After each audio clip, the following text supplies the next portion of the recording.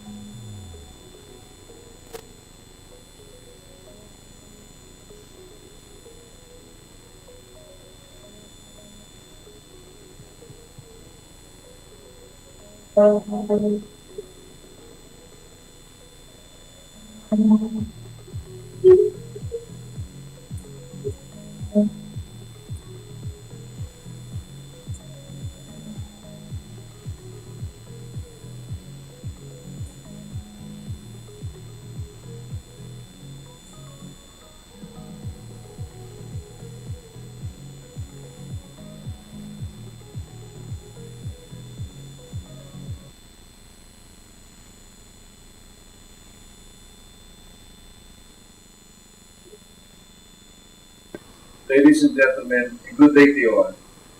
To the youth representatives from the Philippines and the rest of the ASEAN region Hello, everyone. Good morning. Good afternoon. I thought it was good morning.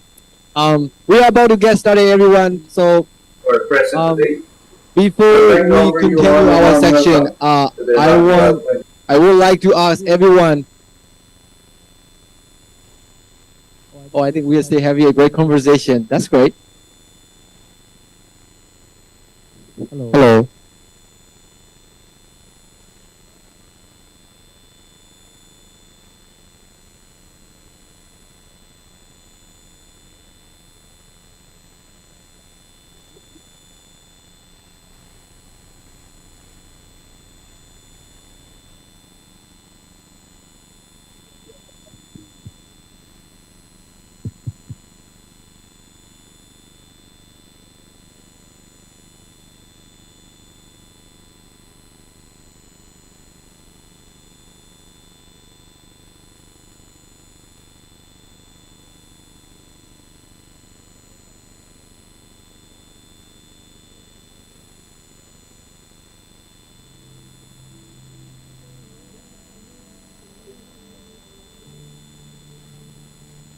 Hello, everyone. Good afternoon. Um, Before we have a special talk and a panel discussion, a recommendation by you leaders, there will be a lot of special events that will happen in the afternoon. So before we get started, everyone, can you guys please? I think everybody is doing the same thing already. I think can you guys please network with the participant from different country, exchange contacts, so you can expand your network. Because I think we can all agree that networking is important, especially when we are expanding, scaling our project. We can even replicate. I think. Oh, everyone is exchanging the contacts, I guess.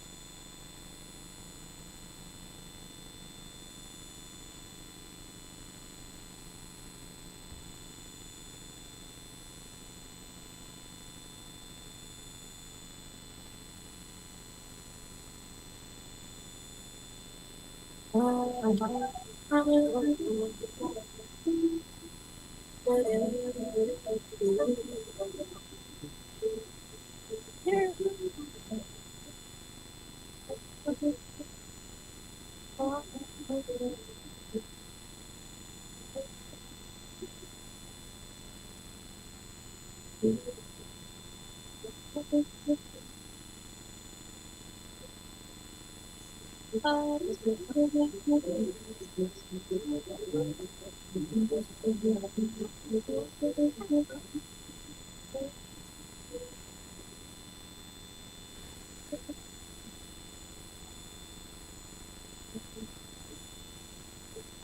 everyone. In case you have come across glasses which is missing, please take it and please forward it to Simeo Innotech staff because there's a participant whose glasses are missing. Okay.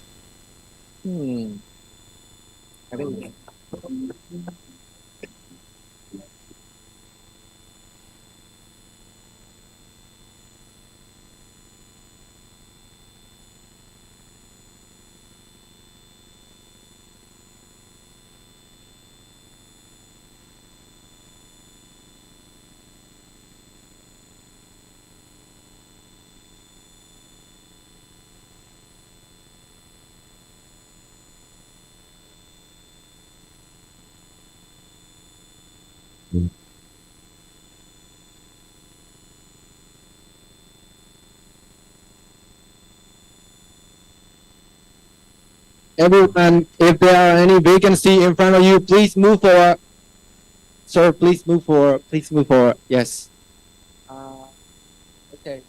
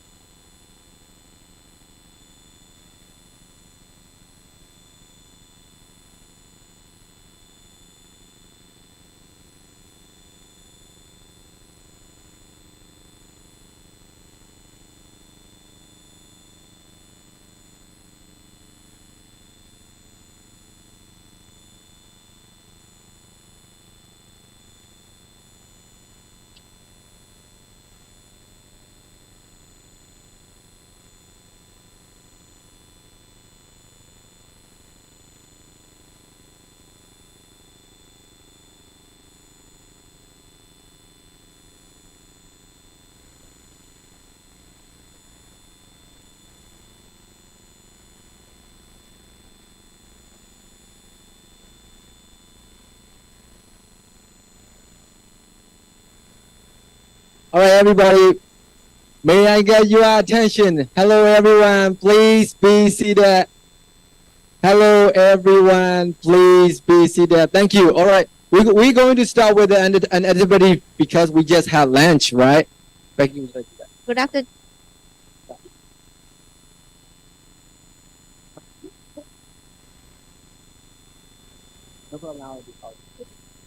Good afternoon, everyone. Good afternoon, everyone. Thank you. Okay, I will hope all of you had a very refreshing lunch break just now. Is it? Do you have? Yes. Okay. Now we are ready to dive back into our engaging session. But before this, we would like to have a stretch and brief session.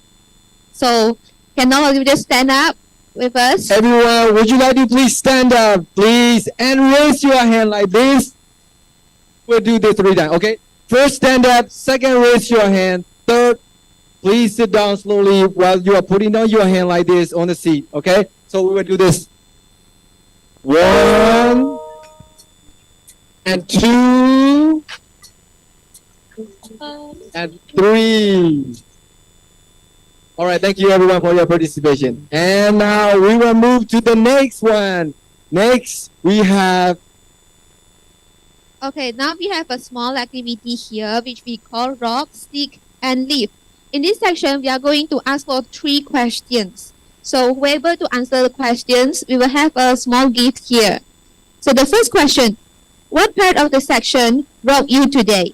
And the second question, what information will stick with and bring to your country and communities? And the last question will be, what learnings did you have before that you learn or unlearn?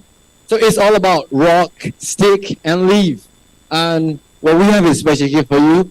for anybody who will come forward and share the three questions about the summit using rock, stick, and leaf. We will give you what a wonderful gift. You will see surprises later here inside.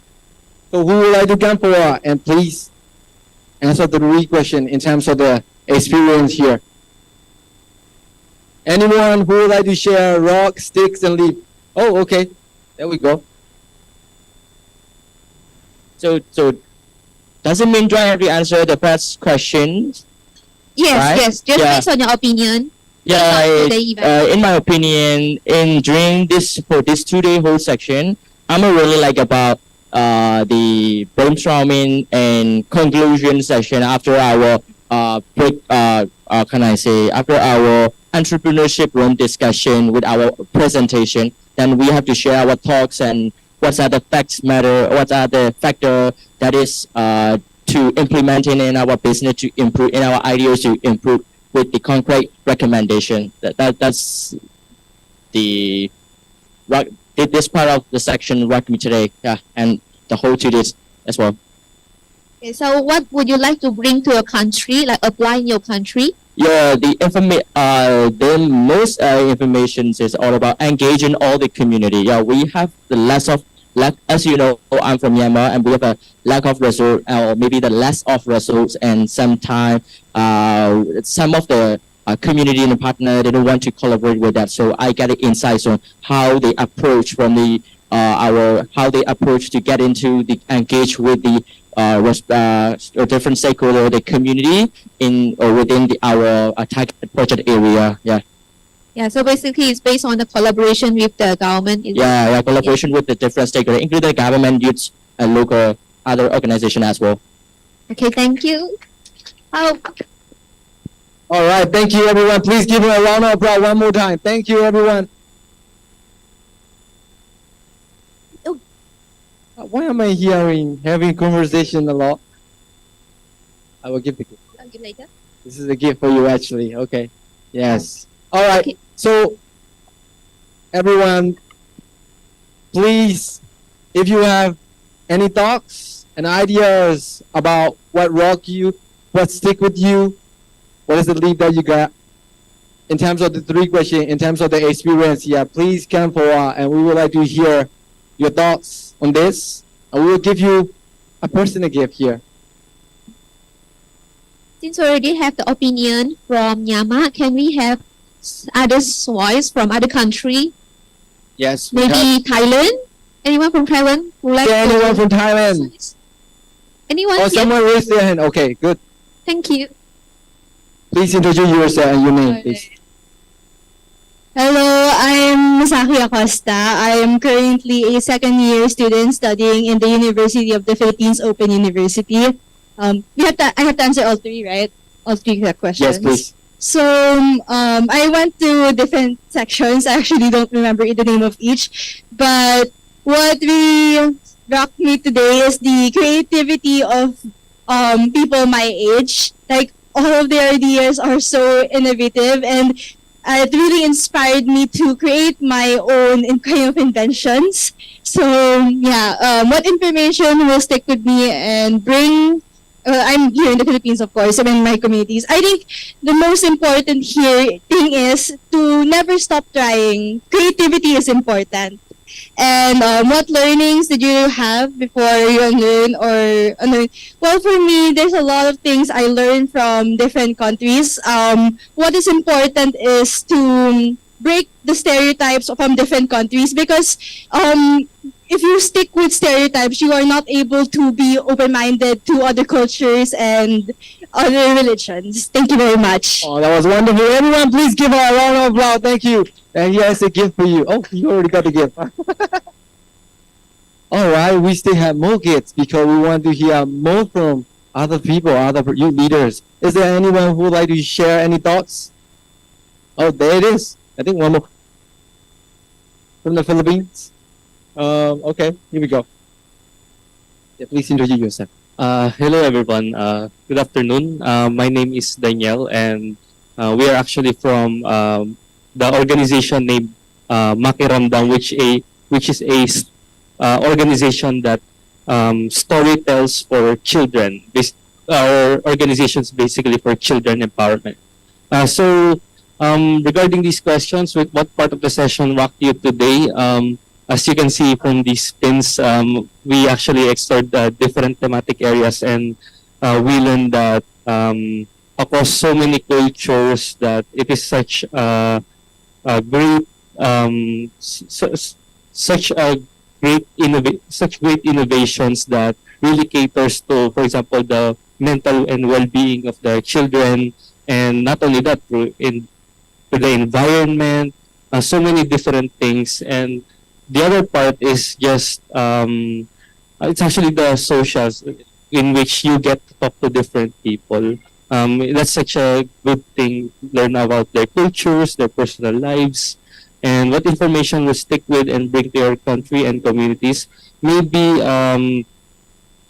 there's no particular information, but a lot of the best practices that we have learned from other organizations and projects, we keep them in mind, and we do our best to connect with other people especially and learn from them, and hopefully they can also learn from us. What learnings did you have before that you learned or unlearned? I think it's more the realization that no matter how different their viewpoints are, you should always listen and know where that viewpoint is coming from. Thank you. Wow. Everyone, please give me a round of applause. Thank you so much. Thank you. Thank you. How many gift we have left yet? 1, 2, right? So we still want to hear 2 more questions, because this is a wonderful gift, everyone. So please don't miss your chance. And we would like to hear any talks from anyone. Anyone who would like to share? Oh, okay. Please share. This gentleman from Vietnam, I remember. Yeah, I'm from Vietnam. Hello, everyone. I'm from Vietnam. So I'm from learning. I'm from the team Learning to Arts and Technology. The part of the session that brought me today is about. So basically, we have 3 presentations, and 2 of them are trying to revive the traditional folk culture, music, dance, whatever.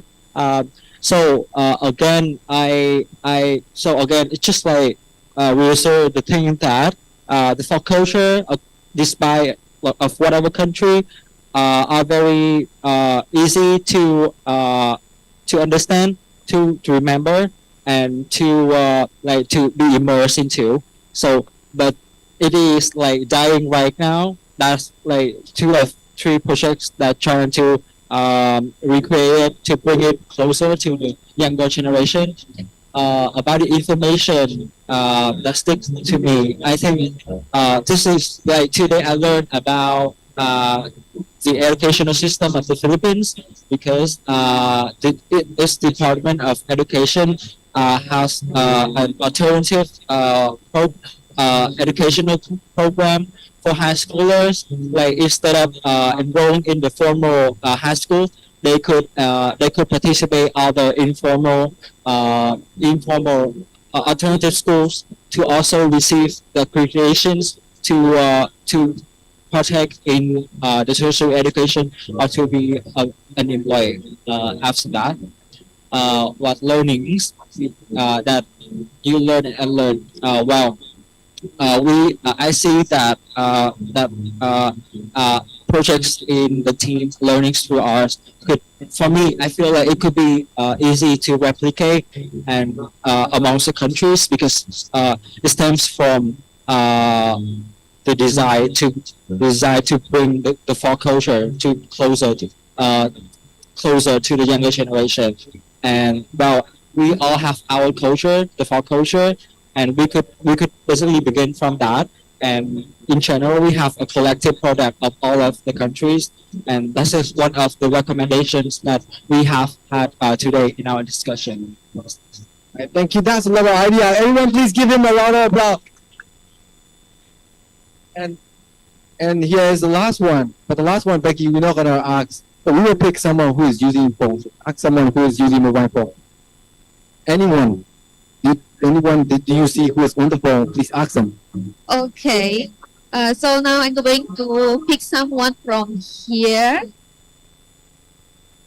Hi, Miss. Can you help me to answer these questions?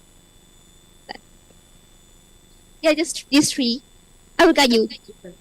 Oh, three one. Or the three. 3 questions. What Got it. rocked you? What stick with you? And for the last one, what learning did you have before that you land on LN? In terms of your experience, in these 2-day experience.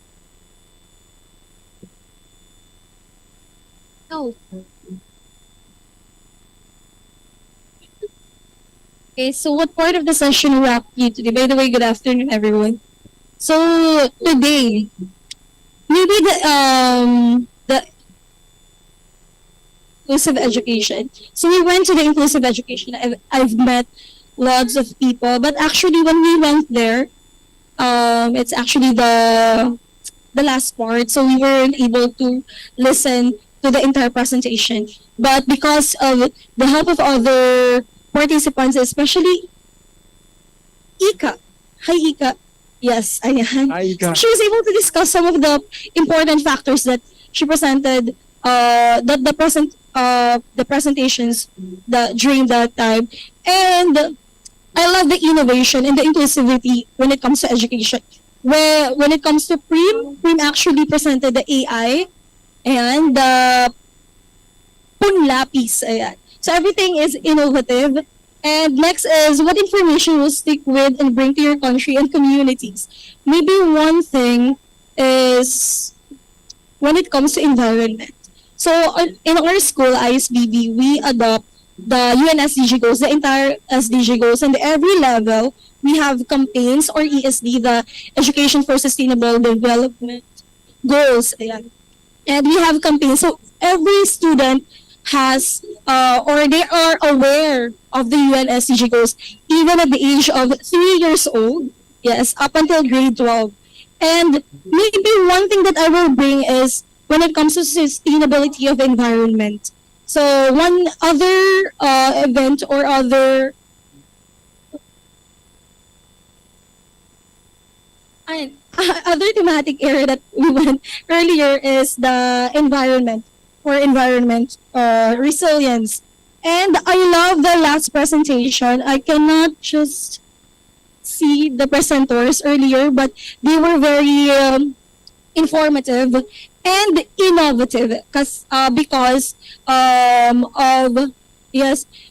of their project in their school. So they have researches not only adapting the campaign in academic areas, but they also have researches which will help the entire school.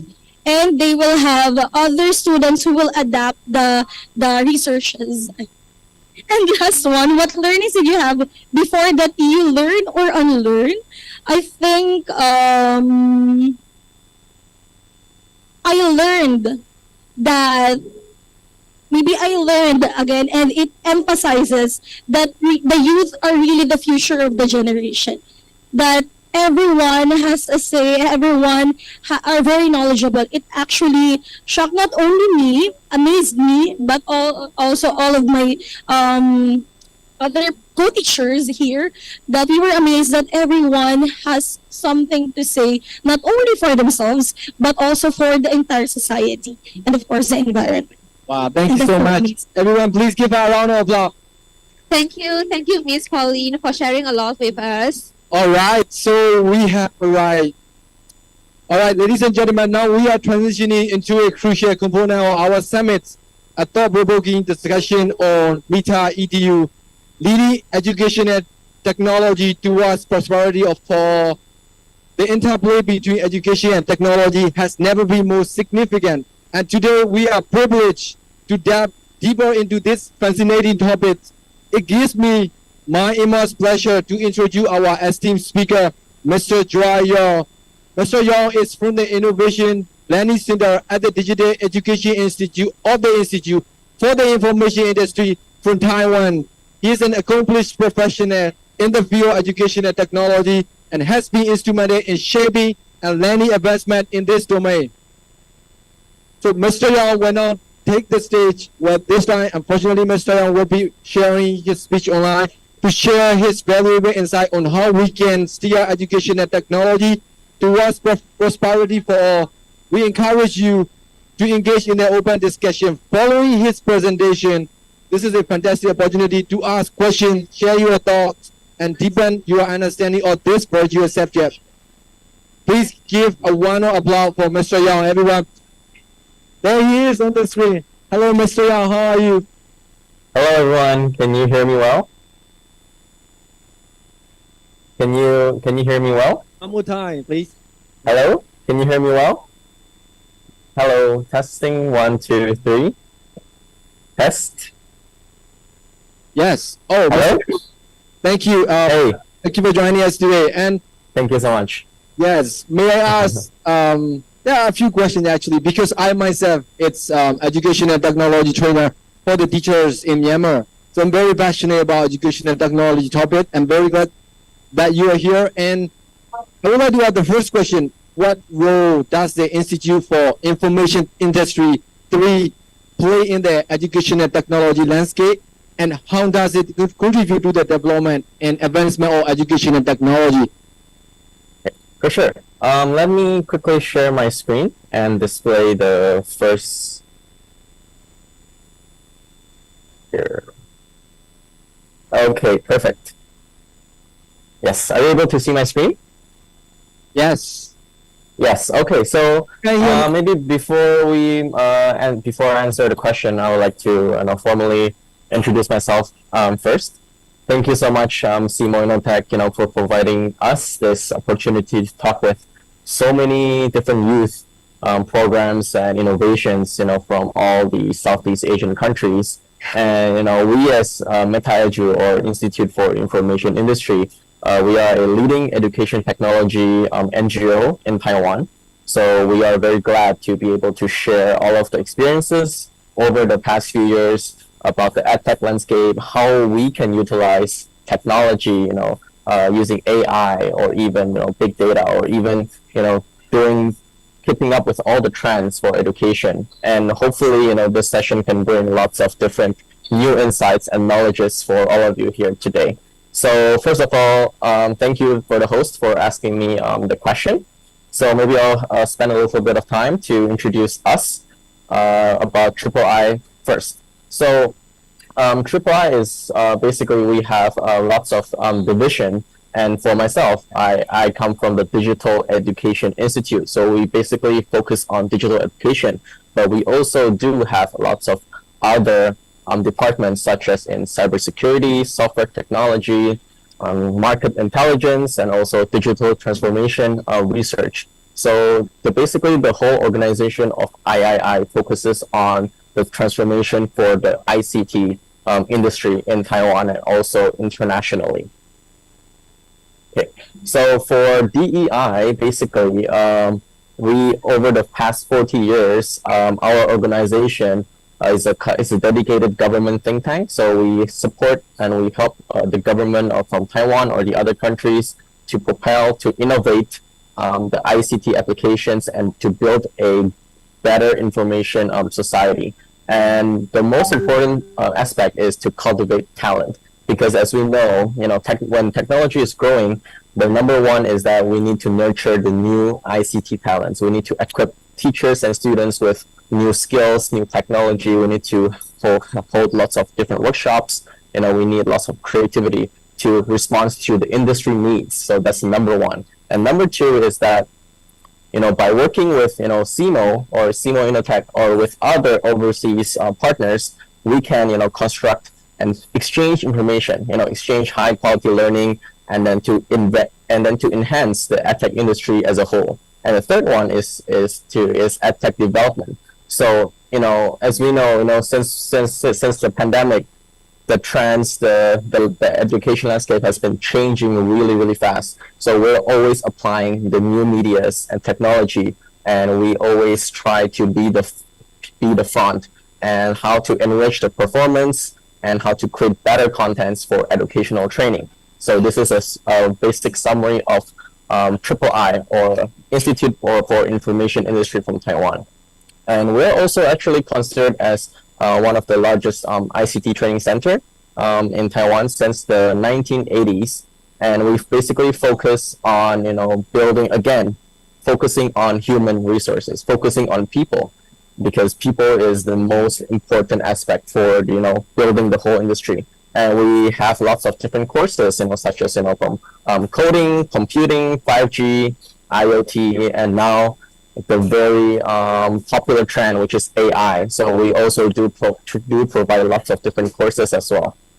Aside from courses, this is also our kind of like main vision of Triple I to help with the education landscape. So the first one is, for example, building up smart campus. So if we're talking about education, we also need to, enhance the physical infrastructure of the school, right? Because, for example, you need to equip the better technology or better internet access, in the school hardwares. And also, we do also help to design interactive learning content with teachers, because we regularly also host different workshops, also like STEAM workshops with global Southeast Asian teachers to develop and design interactive learning content. One of our mission is also to narrow the gap between urban and rural areas, because we think that this is a very important issue, as even in Taiwan, it is maybe you've heard about it, or maybe you have come here to visit. It's a very small island, right? Just under Japan and Korea, and there's also still a problem of the problem of the gap between urban and rural. So we're also trying to figure out how to enable education for all. And we are also focusing on, the creativity for teachers. And then we also have some programs dedicated for special education needs. So for example, people with disability or people who have hard to focus, we do have some technologies that can help the teachers and students to learn better in the environment. And so all of this, we hope that, the teachers and students, we can help to reduce the unemployment. You can we can encourage students to start up the incubation, having salary increase, social innovation acceleration, and also helping for the interest for seniors as well. Right, so that is about Triple I. And now I'd like to explain more about the Meta EDU program. So this is Institute for Information Industry. This program is supported under the Ministry of Digital Affairs of Taiwan. And our vision is basically to establish the Taiwan edtech industry for the future of education, hybrid technologies, and other services to integrate in the real world utilities. And Meta, actually, as you know, Facebook, right? Facebook recently changed the name to Meta. Meta actually means excellence, diversity, something different or something even more. And EDU is the abbreviation from education. So we're also trying to become leading in excellence and diversity for education as well.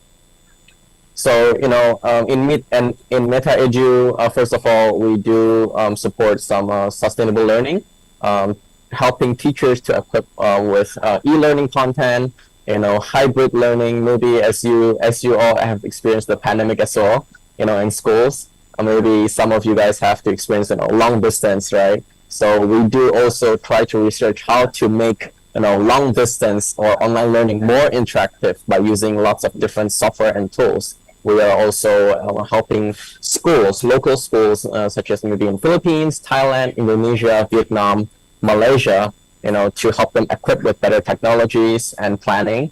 We do have work with almost all of the edtech companies in Taiwan. So we can leverage all the best products and solutions using the Taiwanese technologies to support the integration of edtech in these local schools and institutes. And we also work very closely with the other Ministry of Education, such as maybe CIMO, schools and institutes to accelerate this digital transformation. This is some of the projects that we have done across Southeast Asia. For example, in Indonesia and Vietnam, we do have some projects related to smart classroom. So later on, I'll explain what maybe more detail of what a smart classroom is. And we have also in Philippines, actually, in the Subic Bay area, we have created this studio because of the demand of learning, right, of e-learning. So we actually work with also the Ministry of Education from Philippines to set up a studio, and so that teachers, they can come, they can record their content and do live broadcasts during the pandemic.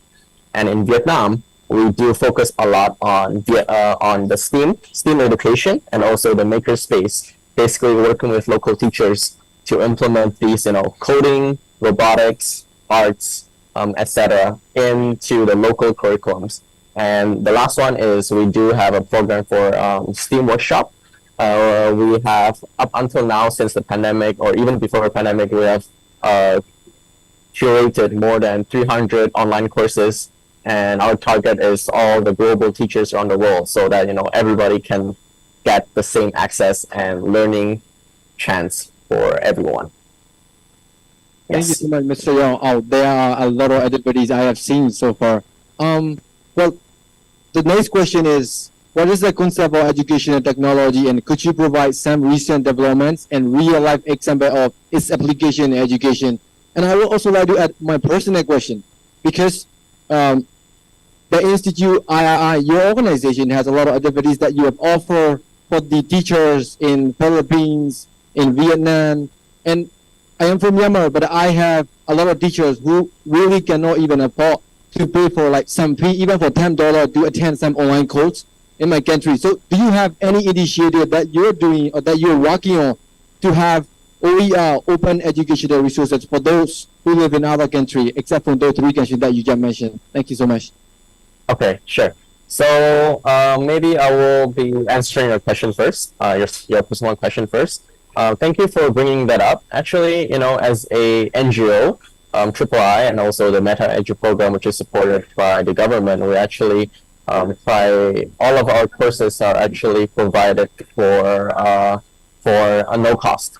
So currently our initiatives, we have worked with partners, maybe like from Vietnam, Malaysia, Philippines, or Indonesia.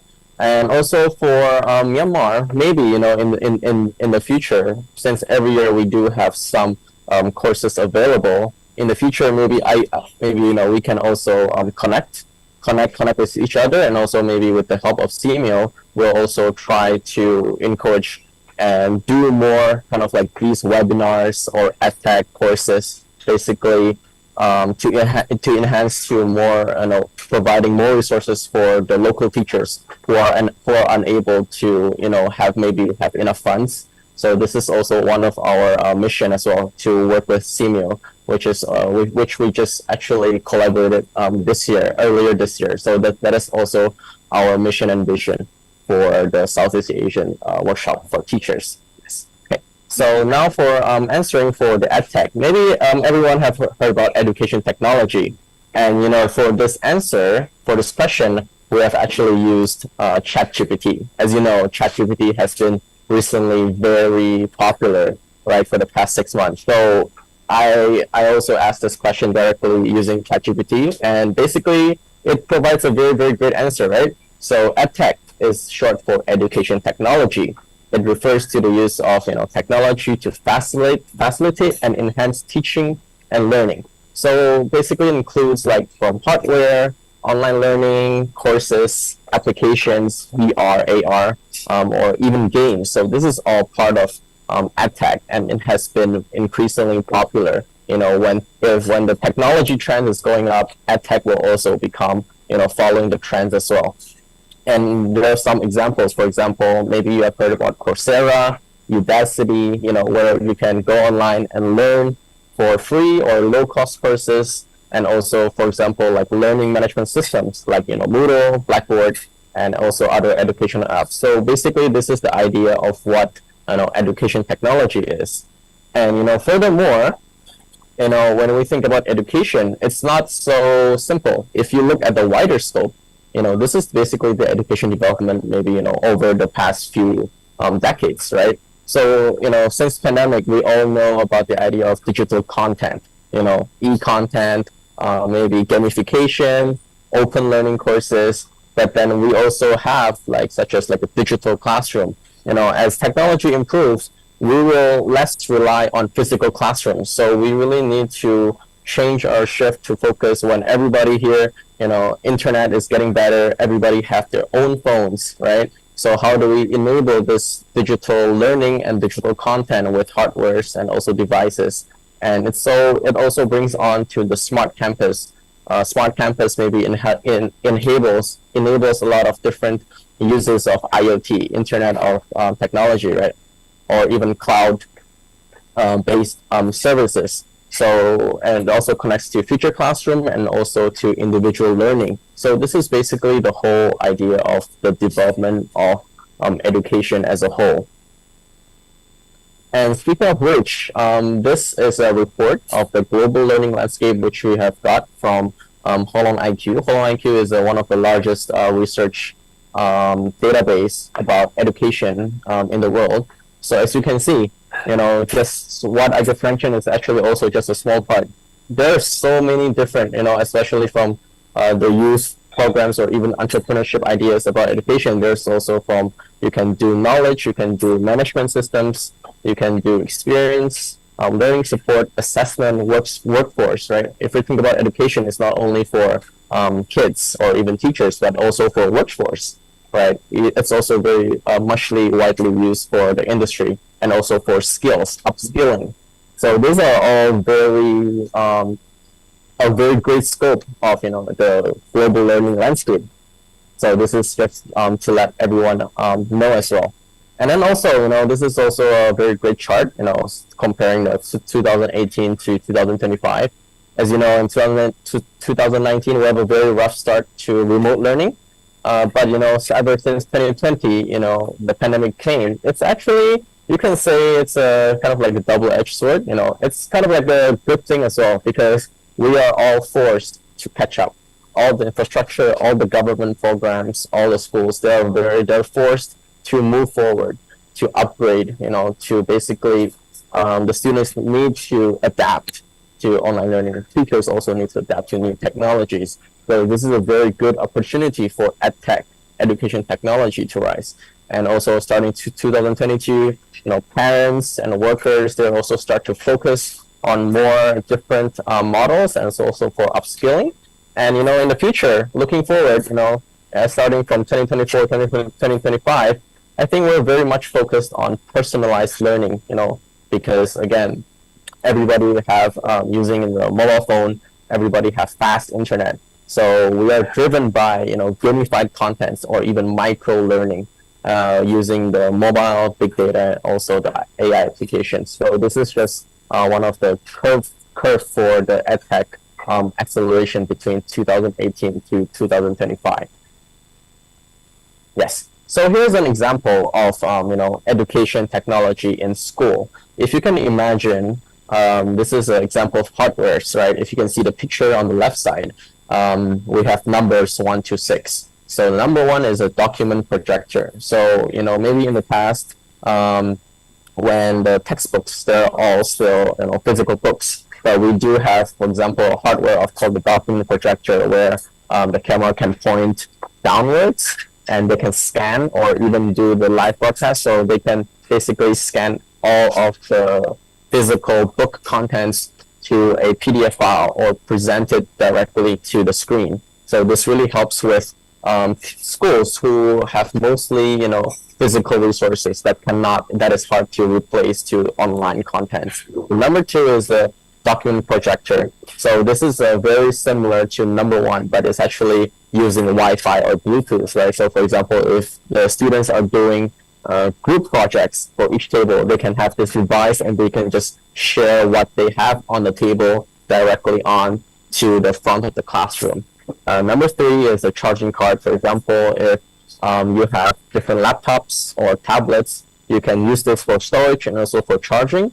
And for number 4, which is a camera. So this camera can actually track the teachers automatically using AI. For example, just like maybe right here, right? You also have a camera here, and you can also zoom in and zoom out. This really helps with promoting hybrid learning for the schools. Number 5 is touch panels. So this is trying to upgrade from a traditional whiteboard to a touch screen. And number 6 is for laptop and tablets to encourage the digital learning for students.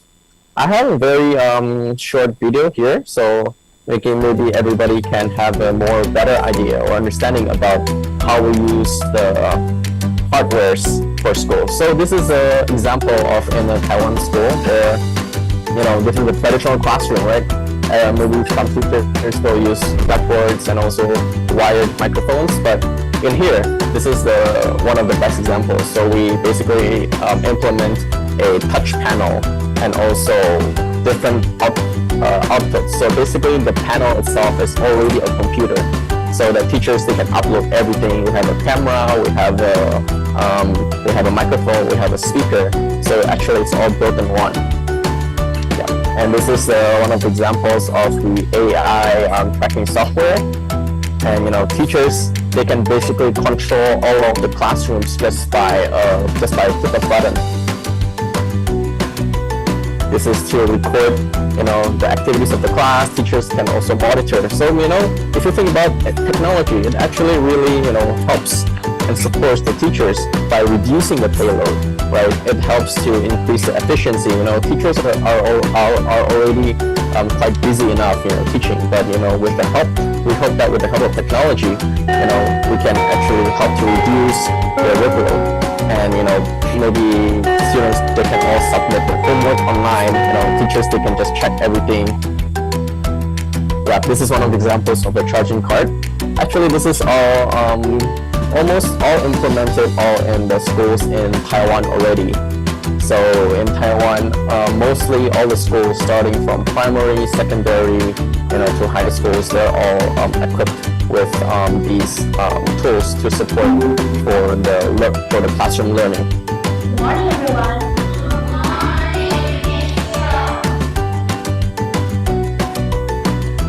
So for example, in here we have a QR code, right? And the kids, they can use iPad just to scan the QR code in front, and they can do the quiz right from the iPad.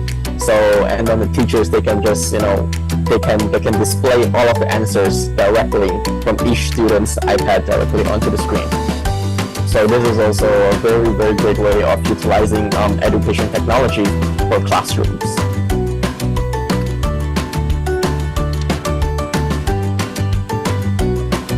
That's all right.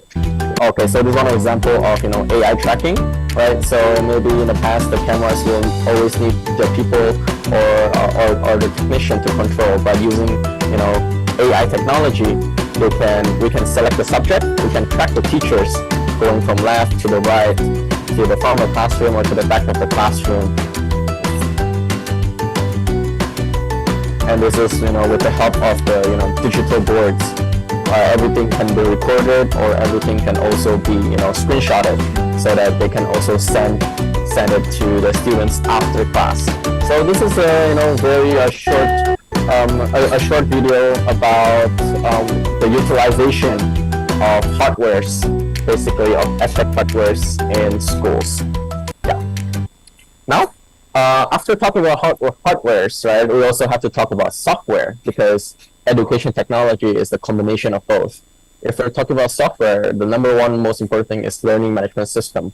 So it's like the Moodle. So learning management system is basically a system where you can track all of the records of the students. Maybe the teachers, they can assign different assignments, and then the students can just upload and do quizzes, to upload the presentation, download resources. So this is a very important management system for the software part. Number two is language learning apps. This is very increasingly popular during the past few years. For example, like maybe you have heard of Duolingo. You can learn so many different languages, right? Just from the reach of the phone. So this is also one of the great examples of softwares. The number three is AR and VR tools. So I'm not sure if you have heard of the augmented reality or virtual reality. This is all related to the recently last year, the metaverse, right? Maybe everyone have heard about metaverse. It's been trending. So AR and VR, these are very great immersive tools for learning when things can be supposed to be physical, but you can use the VR tools to actually experience something different. And number four is collaborative platforms. So for example, like right now, right, we're using Zoom. This is a very collaborative platform. for example, like Google Classroom, right? You can utilize this for a breakout session, for this team discussion. And for number 5 is virtual labs. So for example, if you're learning science class, right, you're learning about chemicals, you can have these different softwares to basically have simulations of the chemistry, right? So maybe you don't really have to do it physically. Maybe you can practice first using the simulation, and then after you know which chemical you need to mix, and then you will do it later in real life. You know, it ensures safety, cost efficient, and also better learning. You can learn with this anywhere, either in school or even at your own home. And number 6 is content creation. This is getting also quite popular, for example, like PowerPoint, and even recently, you have Instagram Reels, right? You have TikTok. These are all great content creation tools. So this is also one of the great examples of EdTech in software. Speaking of which, in III, in MetaEdu, we also help to support these different ranges of education technology companies in Taiwan. For example, you have the learning management, you have language learning, you have hardware, you have STEAM, maybe you have robots and coding, you have AI learning. For example, you want to learn English or you want to learn Chinese, we have an application where you can just talk to the phone. And then the AI, they can know that, for example, if you are reading the sentence correctly, or maybe you need to, improve this, the tone or improve the grammar. You have these different AI tools to support and to basically be a very great support tool for teachers as well. Yes. So thank you. That's to answer the second question.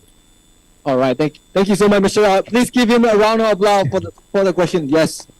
Everyone, Mr. Yang, before we continue, because you mentioned ChatGPT, so I think yes, I would like to ask the audience, have you ever used ChatGPT before? Anyone? Wow, this is a big yes, actually. Well, is there anyone? Is it almost everyone? Yeah, I think almost everyone here. That's good. I think before you continue, I would like to open the floor to the audience who may have questions. Is there anyone who would like to ask question to Mr. Yang? Oh, there's one person, Mr. Yang. Okay. Good afternoon. May I call you Joey? Yes. Yes. Okay. Thank you, Joey, for wonderful presentations. Those are such interesting ideas and achievements. So congratulations on your work as well. So my name is Rachna. I'm from Cambodia, and my question is more on the motivation part. Like, I understand that education technology transformation, it's quite a big leap from where we are right now, especially in developing country like Cambodia. So from your point of view and from your experience, like, what would be like the main motivation factor to kickstart this, movement of transformations? And my second question is also relevant to that. Like, I'm curious about the financing aspect of it. Like, I understand that having like equipping a smart classroom, it can be quite costly. So from your point of view, like, what would be the ecosystem in terms of the financings? And in that sense, like, where do all the youth-led projects, like where we all are right now, would fall into the system? Thank you so much. Yes, thank you, please. Okay, thank you. So that's a very, very great question. So for example, for the motivation part, I think because for myself, for the past years, I've also tried to develop the EdTech in Indonesia, and as you know, Indonesia is a very large country as well, and this is kind of the reality of the things is that we also really highly need the support from the local government, because if we're only pushing from the one side of the technology, but if the government is also not trying to, or providing the right resources, it's very difficult. So I think number one is that it should be aligned with the new government policies. We're also trying to see, for example, to match with each different countries, for example, like Indonesia, they're trying to push for e-learning, and this is something that this country is trying to push forward. So we're also trying to match with the different countries' policy, for example, to promote. And also as an NGO, for the, like, for example, like financial situations, there are some companies right now that they're also trying to enhance or promote different solutions to different countries other than Taiwan. So this is, for example, we have lots of different schools where we can find lots of sponsors from different education companies and also financing from the government itself. This will greatly and highly help with the local integration for, for example, for all of the, Southeast Asian countries as well. But for the motivation part, when we're talking about smart classroom, it can be kind of like very hard to achieve, but we can always start small. All right, for example, with only just the devices, for example, that maybe some students already have, just using mobile phones, right? So how do we need to transform the mindset of teachers or maybe even students? They need to learn more with what they already have, and then try to improve there along, with the support from governments or even, institutions or NGOs from, international or even locally. Yes. Oh, thank you, Mr. Wang. Please continue the question. Thank you. Everyone, please give him a round of applause one more time. Thank you. Okay, so may I continue with this question? Yes, please. Okay, sure.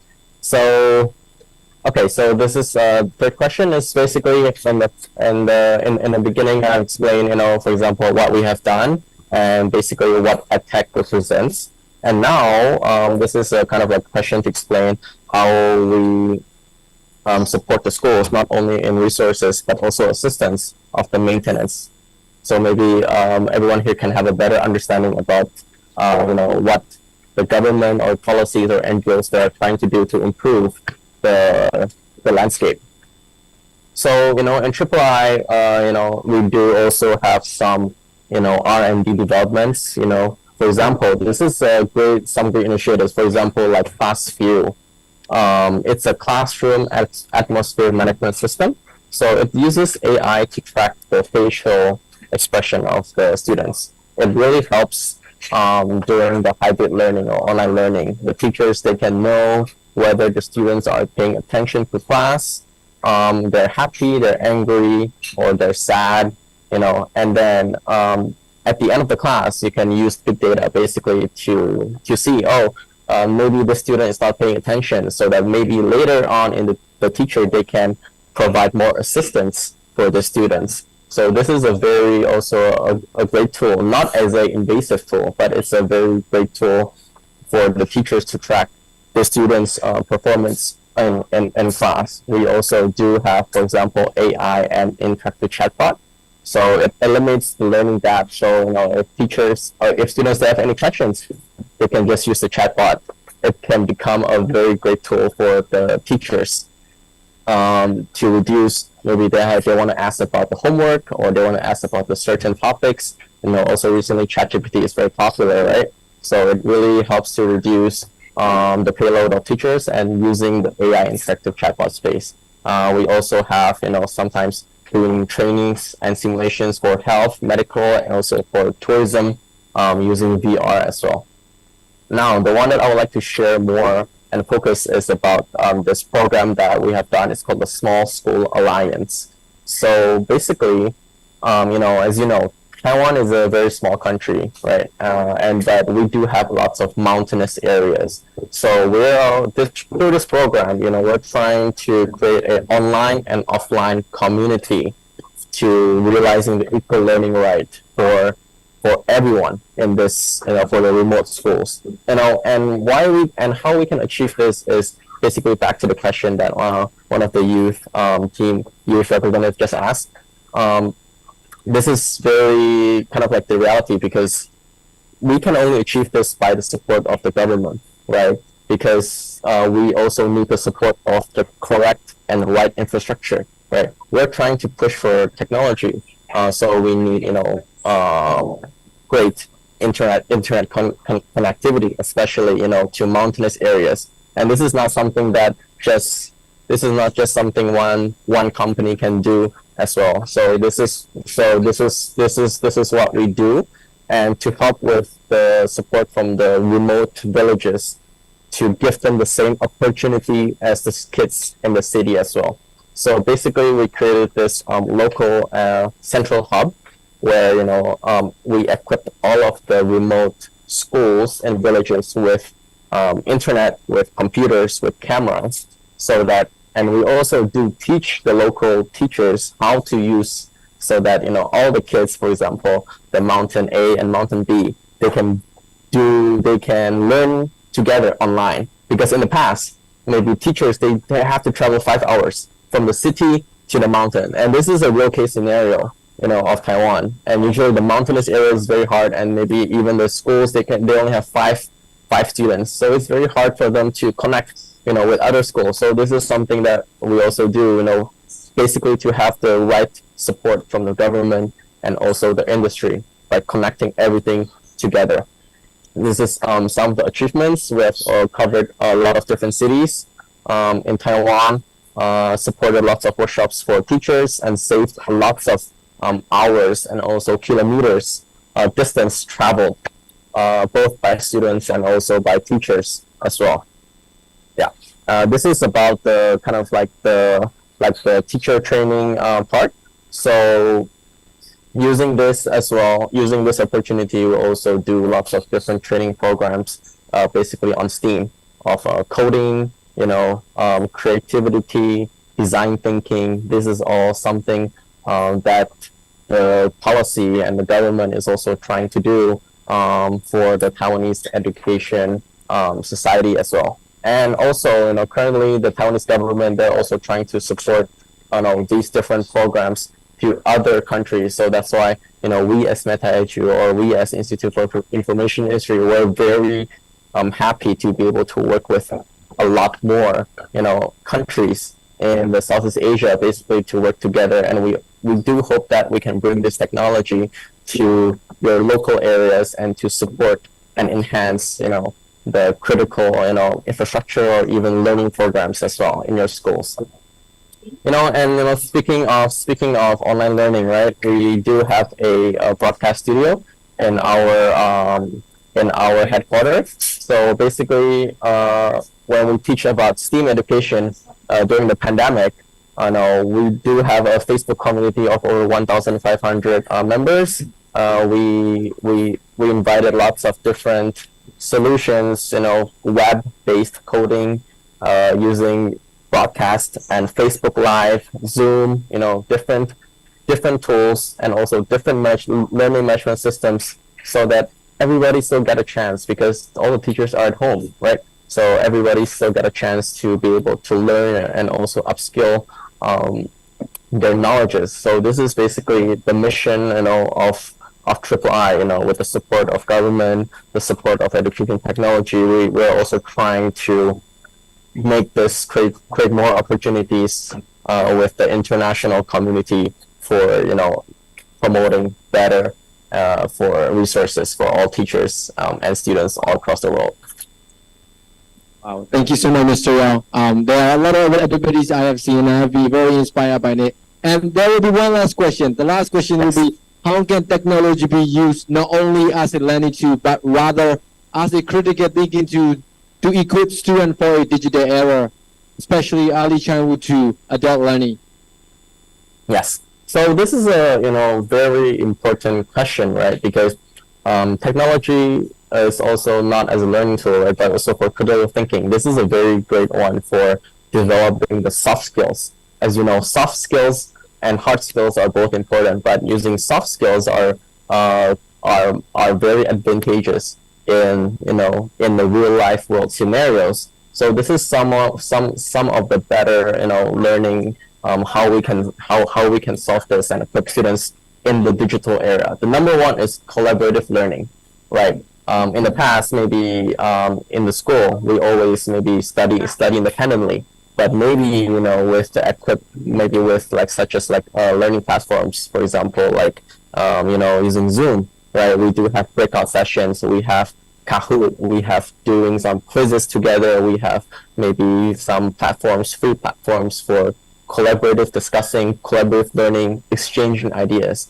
So this is a very great initiative, both for teachers and students, you know, to promote more collaborative learning, you know, in school, not only in school, right, but also for adult learning. As you know, I think I've recently seen a report where it says that 98% of 5-year-old kids are actually more creative than adults.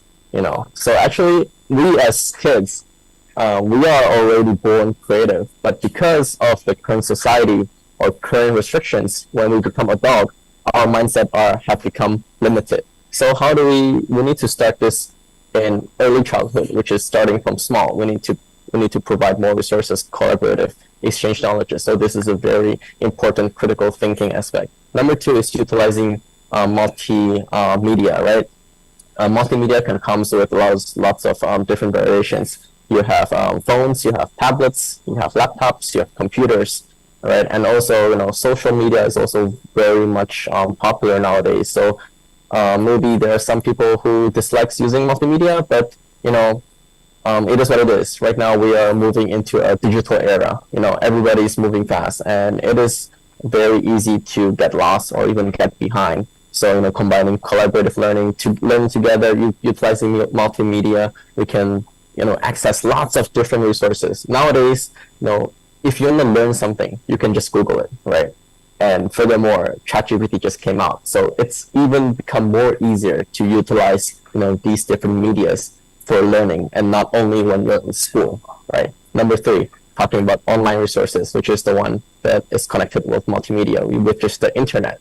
You know, in the past, maybe, you know, students are very hard to access resources, but right now you have Wikipedia, you have YouTube, you have, you know, so many different websites and communities. So this is a very great thing that we need to utilize for the online resources.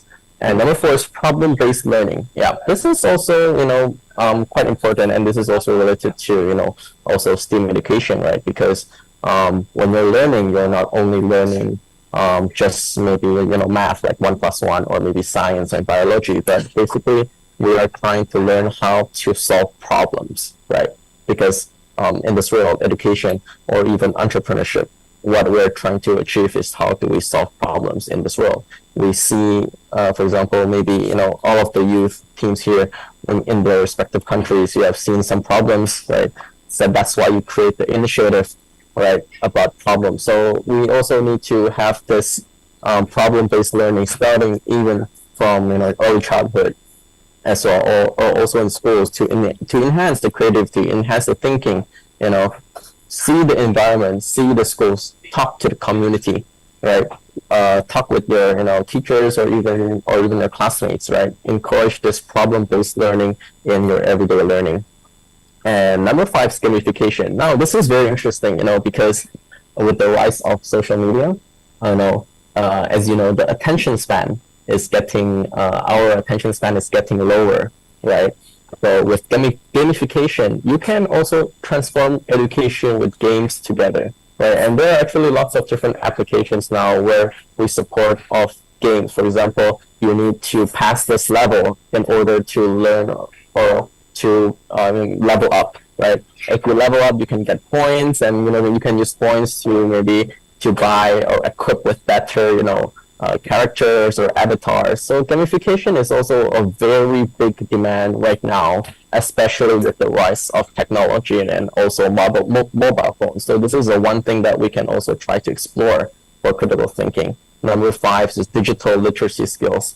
So trying to improve the technology, you know, for example, just spend more time, you know, trying to research, trying to see where the trend is going on now, what the world is up to, you know, and also doing some more research on the internet for to enhance your digital literacy skills. And the last one is to use the social media. Social media is a very, very powerful tool. Right now, you want to reach you have a course, you have an app, you have a solution. You can just use social media to promote, to do marketing or to promote to lots of different communities. It's not like in the past where it's very hard to connect. So since right now I'm in Taiwan, but you guys are in Philippines, right? So social media is a very great, powerful tool that everybody really needs to utilize, especially for the new generations. So this is just an idea of scope of how we can use learning tools for critical thinking from early childhood to adult learning. Thank you so much. Thank you so much, Mr. Yang. Everyone, please give Mr. Yang a big round of applause. Thank you. All right, thank you so much, Mr. Yang. We've been inspired and for your insightful opinion, and it gives us a lot to think about, actually. All right, so before we move on to the next session. Okay, once again, thank you, Mr. Yao, for the amazing talk. So before moving to our next section, which is presentation from concrete recommendation from our youth leader, I would like to invite some guests to be here for seated. May I invite the panelists to take a seat up, friends, before we start the concrete recommendation session by the youth leaders. First, we would like to invite Mr. Dexter Galban, Mr. Izzy Fengol, Ms. Sumaya Manoj, Dr. Briones, Dr. Valenzuela, and Mr. Henas to be seated here.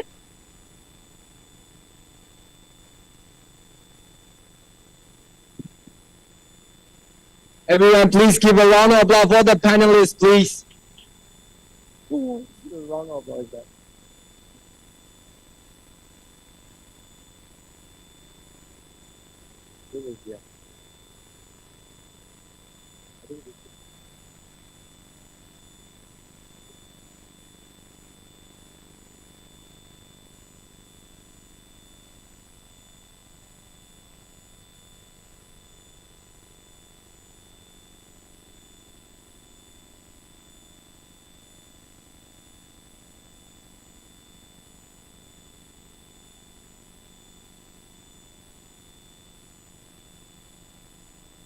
Yes, Okay, thank you for our panelists today. that's all. Is that all?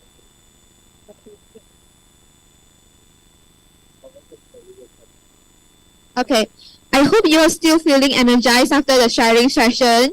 So we are moving on into a key part of our summit today, the presentation of concrete recommendation by our exceptional youth leaders. Leaders have been working tireless to address their specific thematic area and has been prepared a set of recommendations based on their observation, studies, and interaction. We will start with our youth leader representing Theme 1, Entrepreneurship and Self-Employment, and we invite you to share your recommendation and insight with us and the panelists here and inspiring us all with your fresh perspective and innovative solution. And as our youth leader present, I encourage everyone to listen carefully and take note, because these recommendations are not just suggestions but potential blueprints for impactful change.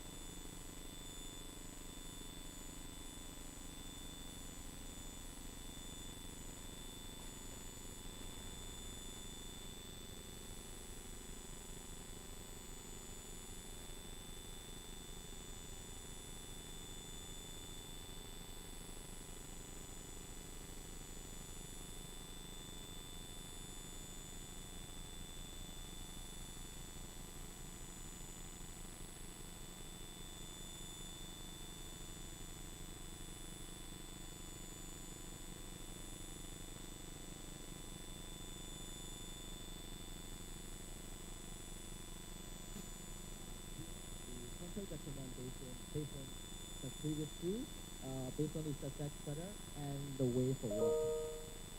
And the first, I think that might be better if someone sharing the section upon our yes, they want to start. And here's it, as you can see, here's the two factor, success factors and way forward. The first one, there is, as I mentioned, there is 11 innovation idea, and then we split out into these three main factor as a success factor. So what in our 11 innovation factor, there's a lot of good background, such as the education, which is focusing on the youth, some are focusing on the charity, some activity, some projects are based on the education technology as well. This is the overall factor that include in our 11 innovation presentation.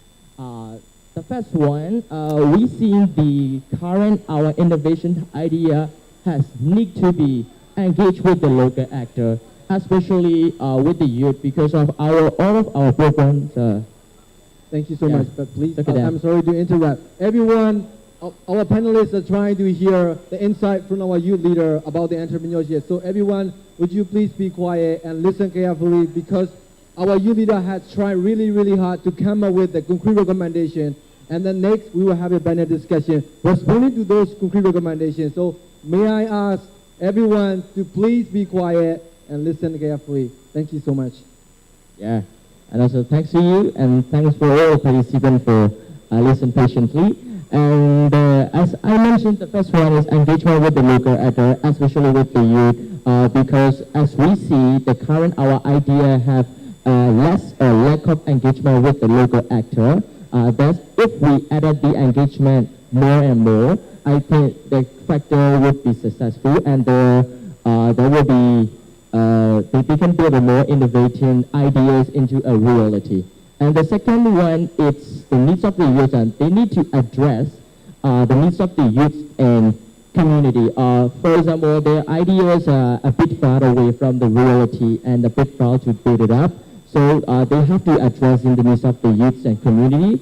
And the last one is they have to sustain the capacity buildings of the youth and leaders. Some of the activity have they are operating with the internal people, so they have to collaborate with the externals and their community, and they have to they have to train and sustain the capacity building of the leaders and local actors as well.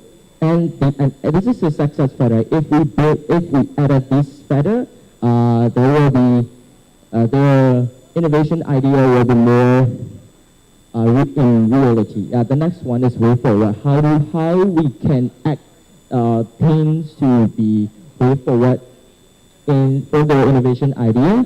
So as you can see, there's three facts as well. The first one is for example, they are some of them are own project, and they didn't outsourcing anything. So they have to get the wider support from the especially like they should have an advisor or something who have expertise in their respective area, in their project area. That's what we see to be the method, to be a method in ways forward. And the another one is a sample with the success factor, but this is still need to be included in the ways forward. And then they have to contextualize the needs of the young and their people. It's however, it's a little bit simple with the number 3 of the success factor. And the last one of ways forward, however, there is I think we also must have a participation of the government organizations and other stakeholders, because they seems like a bit far away from our activity, and they have to more engage, and we however the related organizations and push the government to be more focused on the youth and their innovation activity. That's what we saw. And then we have combined these two factors and then created into the one column as concrete recommendation. And the first one is to build a mechanism that you deploy allowance for their own product, for their own innovation idea. For example, here in this 2023 SEMU Intellectual Summit, we have a Facebook private group, right? So we can communicate each other, or we can connect each other if we need anything about our idea or our resources, yeah, something like that. They should have created your development alliance that can afford for that can contribute to the community. And the another one is they have to know the resources and they have to collect the talent for their innovation idea. That's what we saw as a concrete recommendation. The last one is we can able to provide a package by I can organize it. This package means not it's a creating an event or something that have a two-way. The first one is mentorship or financially or something like that. We can create these packages that can develop their entrepreneurial venture, their entrepreneurial business into implementing in a real community. Yeah, that's what we saw as these 3 points. Thank you so much. Thank you. Everyone, please give it up for the youth leader of Team 1, Entrepreneurship and Self-Employment. Thank you. And next, may I invite the youth leader from Team 2, which is... Don't go to the slide, please. It is digital learning and transformation. Since we are having 8 groups, so we try to just talk about the conclusion, which is which is from this row, and try to keep it short and simple. So let us invite the group leader from Team 2, Digital Learning and Transformation. There he is. Everyone, please give it up for the youth leader of Team 2.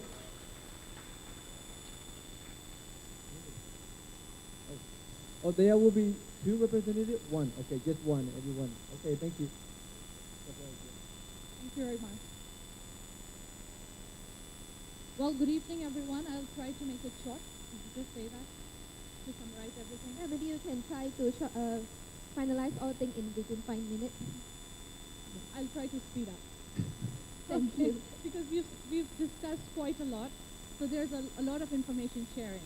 Hello, everyone. I'm Arsalna Siddiqui, and I'm from Lao PDR.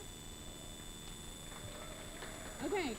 So I'm here to give you a brief summary of our 2 days involvement in the thematic room, digital learning and transformation. Before I begin, let me tell you guys that this was just not a thematic area for us.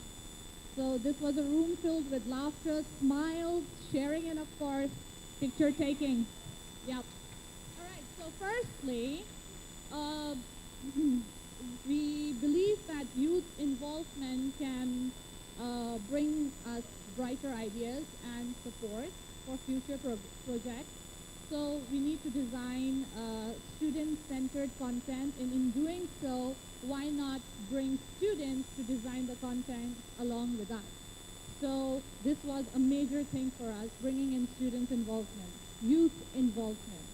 Secondly, we think integration of digital learning has really reformed quite well, especially after COVID-19. So we see that, making meaningful content, students have really improved academically. So this was the second thing for us. Finally, we also feel that collaboration and engagement, that we cannot achieve goals alone. Together we are stronger, you guys. Okay, so we feel that supporting each other and making digital learning productive, and we need to also ensure that it is safe. That was also the biggest aspect, that we need to deliver content and teach students, learners, that it is safe. Going to the next one. All right, so the next point in this line is spreading awareness, and that is our responsibility. So we don't stop today. Actually, we start today. So as soon as we leave the hall, get on the plane, go and spread it. Okay, so that is our responsibility.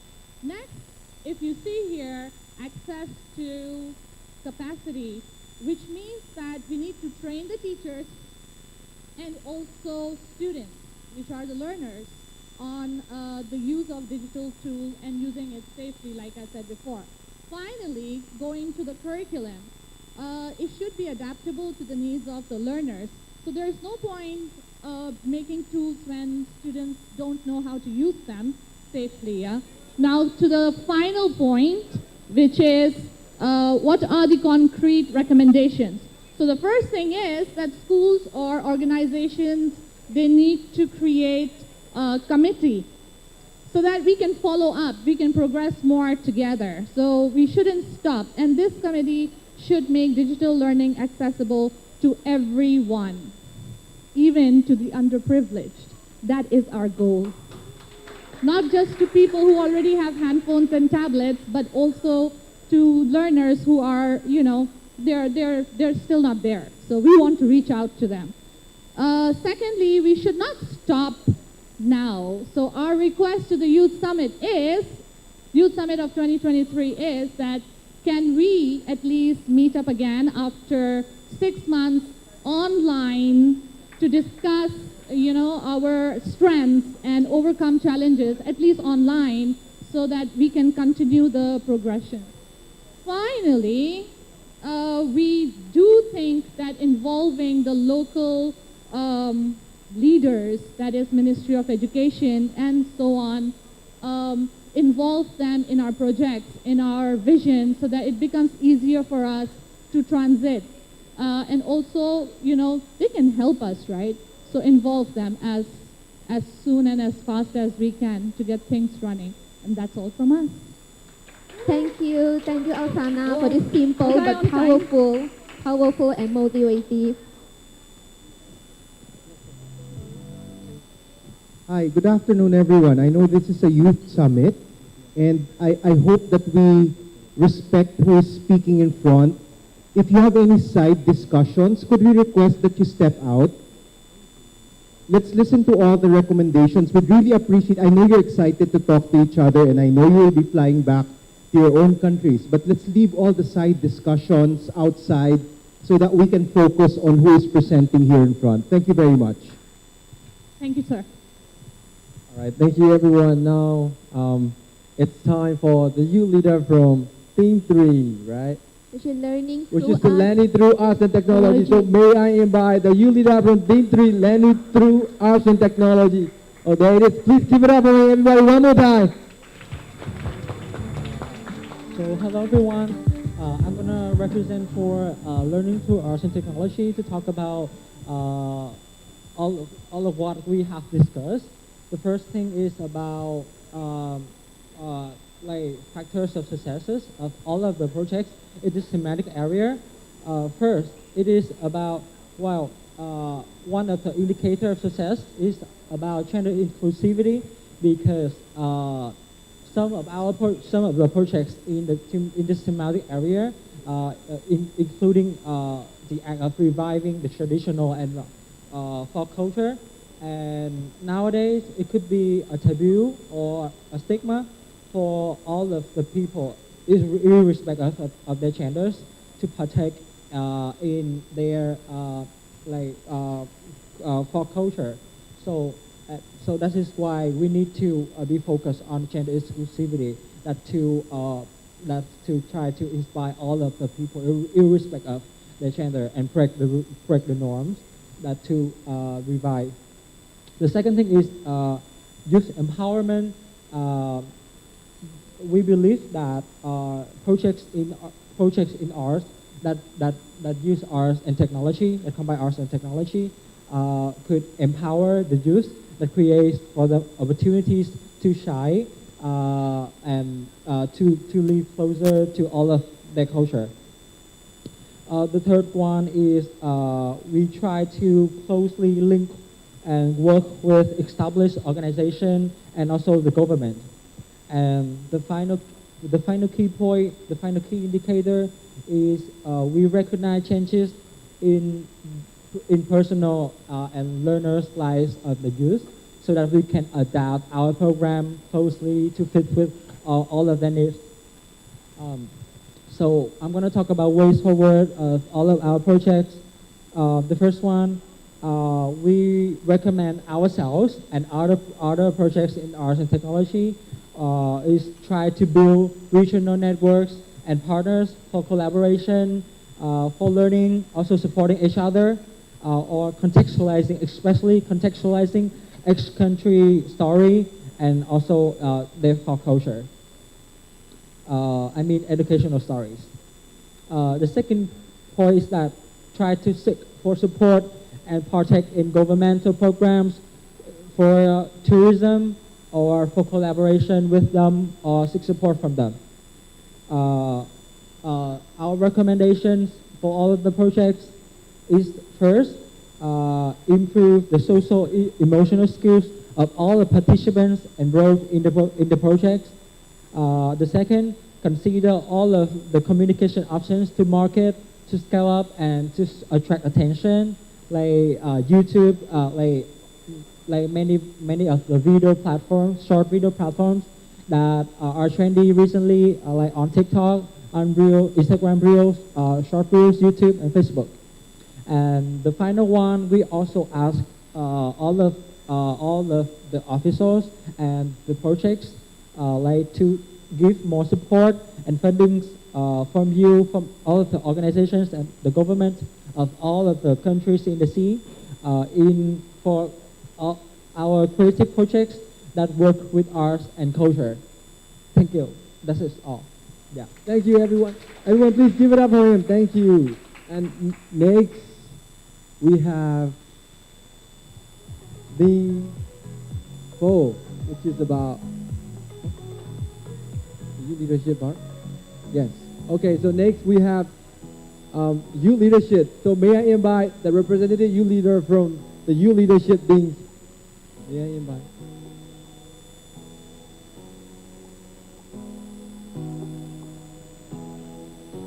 Who would be the representative to represent the Beam Youth Leadership to share concrete recommendation with the panelists here and the audience here?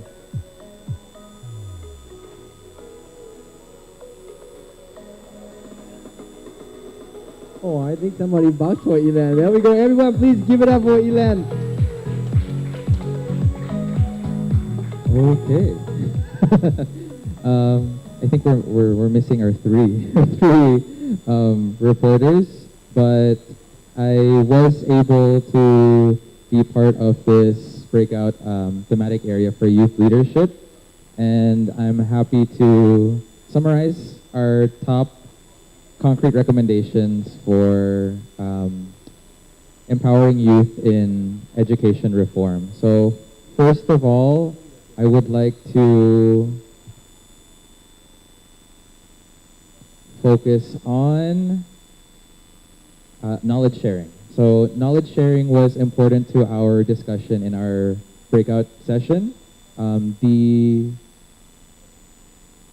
difference that we would like to see in the future are having structures set up to allow more young people and ministries of education and education stakeholders to be together in the same space, whether in person or online, and just allow for these types of knowledge sharing, because through this knowledge sharing we are able to not only build awareness of the innovations in our community, but also to realize that we are going through the same struggles no matter what country we're from, and we are able to find similar solutions that we may apply in our home countries. Second, I believe we focused on a general concept or idea of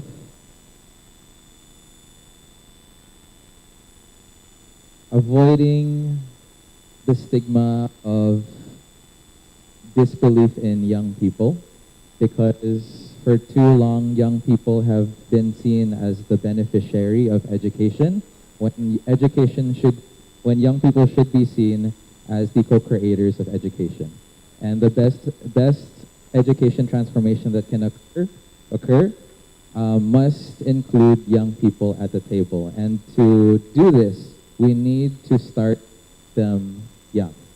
And through programs in both formal and informal education sector, we need to start showing kids, children, teenagers, young people how to be part of public sector governmental decisions and policy making.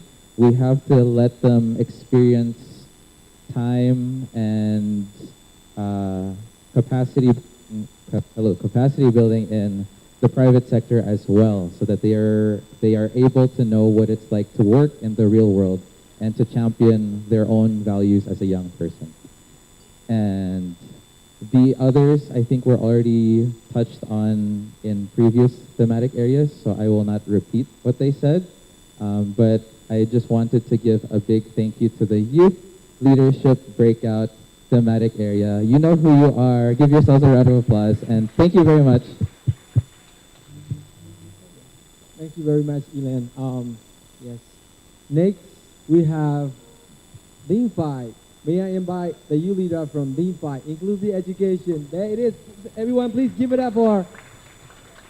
Hi everyone, good afternoon. So I am Maria Jessica Maligano, a social science student from Negros Occidental, Philippines. And I just wanted to, or my group just wanted to point out 4 ideas, and this is it.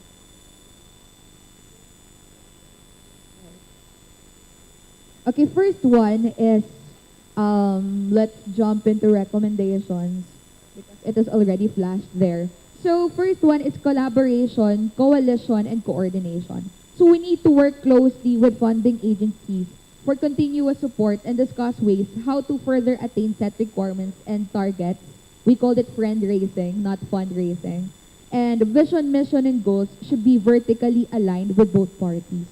Because we believe that if we are too dependent on aid or on fund, on some way, the vision, mission, and goals will be corrupted. Okay, so both parties' vision and mission and goals should be aligned. So next one is identify non-functioning components of the concept. So use results of progress monitoring and research as a basis for adjusting and enhancing youth empowerment programs. So we need to conduct capacity building for the human resource. And what we're trying to point out is there is some part of our innovation that is not functioning, and we need to go back. We need to identify, amend, modify, and if it's not working, adapt or not use it at all if that is not effective. Next is institutionalization and legislation. So local government support and national work plan on tests, engagement of government agencies and NGOs for policy lobbying and legislation. So our point is, if we could pass an ordinance or like enter the law, so even if whoever is sitting on the position, or whenever, if the possibility our innovation will dissolve, there is still ordinance that could assure the sustainability of the project. So next is eliminate stratification in all aspects. The last presenter pointed out about age stratification, and yes, not only on youth but also on some ages. So eliminate stratification in all aspects. Nurture, empower, and transform agents. Fostering collective action regardless. Fostering collective action in a full length regardless of the status or regardless of demographic profile. So everyone should be involved because everyone should be heard because, for example, youth know what they need because they are the one who is vulnerable. Same with adults, same with different life stages. So I think everyone should have or should be input something, and we should empower the involvement and participation of everyone. And that goes for inclusive education. Thank you. Thank you so much, everyone. One more time for her, please.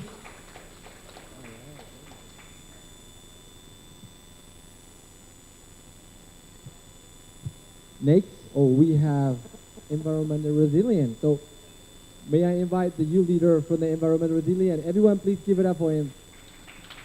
Hello, everyone. Good afternoon. I'm Jax from the Philippines, a climate activist, and I'd like to also recognize my co-presenters also in the environmental resilience cluster. Maybe also give them a hand. They also have a very inspiring movements, initiatives for the environment in line with transforming education. So here for our measures of success or success factors in terms of environmental resilience, we have here the leadership and engagement and involvement of the youth. So we know that the youth are the most important stakeholders of this planet because they will be inheriting the planet, right?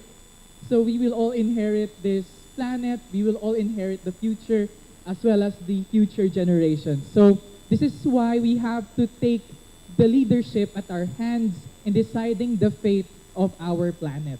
So this is why we have to highlight the importance of leadership of the youth sector, especially in terms of environmental resilience. Next is, of course, this leadership will not be as strong as it is without the support and collaboration with our ministries of education, non-government organizations, national government agencies, civil society organizations, and other important stakeholders. So we recognize that our initiatives won't be that really effective without their support. So they have to give that support for us to strengthen our initiatives or even to help us with scaling up, like the fourth item there, to scale up these innovations. We have very inspiring innovations in the environmental resilience cluster. And I believe that we need to scale them up so that they can reach more communities. For example, there was this one group from the Philippines who presented an air filter and an enzymatic bioreactor for agricultural purposes. I think those innovations must be supported by our ministries of education or even our science department so that these innovations of the youth will be transcended further in important communities. And of course, we have to adopt the best practices and the use of data and evidence-based research. This is because nowadays we are experiencing the climate crisis. So every day the data is changing. Every day there is new information about our climate. So we have to update our repositories. We have to update all our existing information so that our future researches and our innovations will be based on evidence. So from here, what we seek to do is that we need to elevate the local climate action we have and discourse to the national and up to the global levels. So and to integrate discussions on climate finance, global stocktake, loss and damage, and international action. Why? Because Southeast Asia, if you're going to look at the data, we do not contribute that much to the emissions that leads to climate change, right? So, but we are among the most vulnerable countries when it comes to the impacts of a changing climate, right? So that is unfair, that is not just for us. So this is why we have to ensure that there is a global action so that we can hold the developed countries accountable for the losses and damages and the injustices that we experience in our own countries in Southeast Asia. So, of course, we need to continue the teacher training to strengthen climate change education. So that is a must. And again, as I mentioned earlier, we need to make a repository. And of course, for this, this is a repository for the youth initiatives that needs replication and that needs scaling up to reach more communities and reach more nations. So our team also suggested the advocacy for sustainable living and the youth mentoring co-youth. And I think there's one more item below. Can we go down there? And then self-generation of funds for income. So of course, we do not have to rely on grants. So we have to also ensure that to reach this scalability, of course, we have to rely on self-sustenance. So from here, we can see that self-generation of funds or income can be a way or an alternative to these innovations.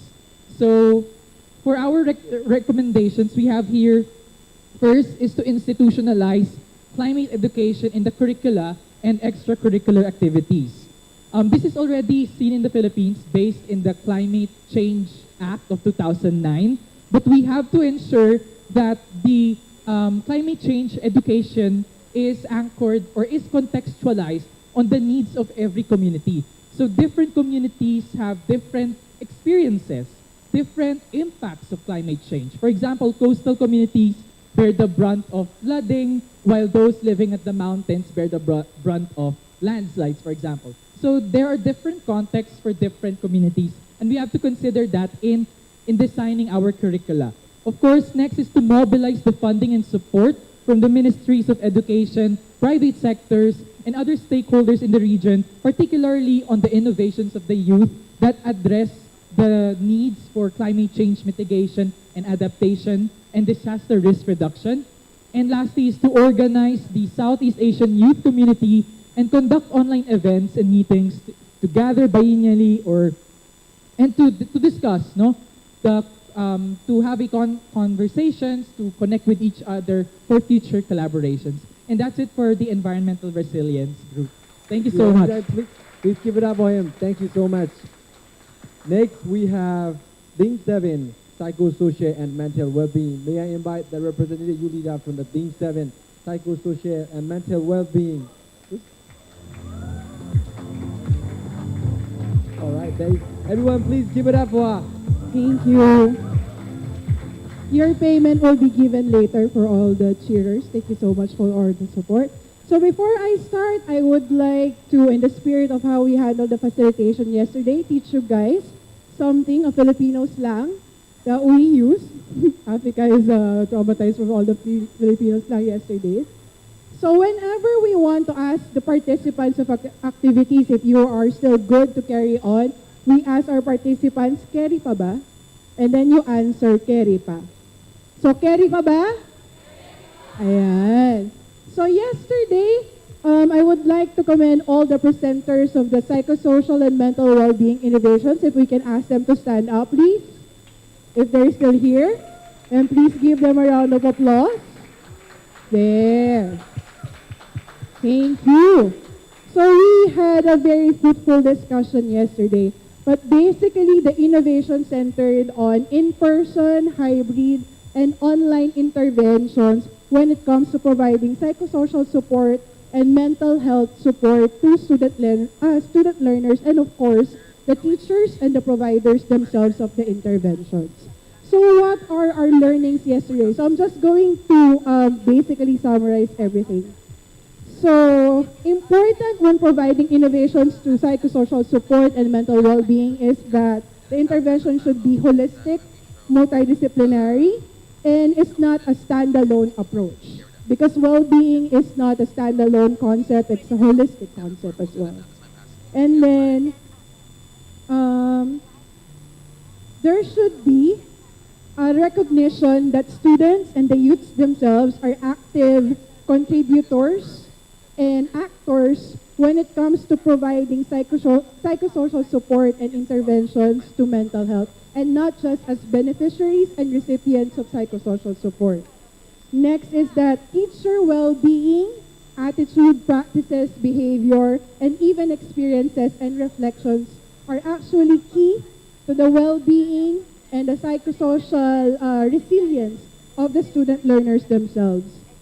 That's why it's important to provide caregiver support to all those providing psychosocial support and interventions. That's why we need to have care for caregivers.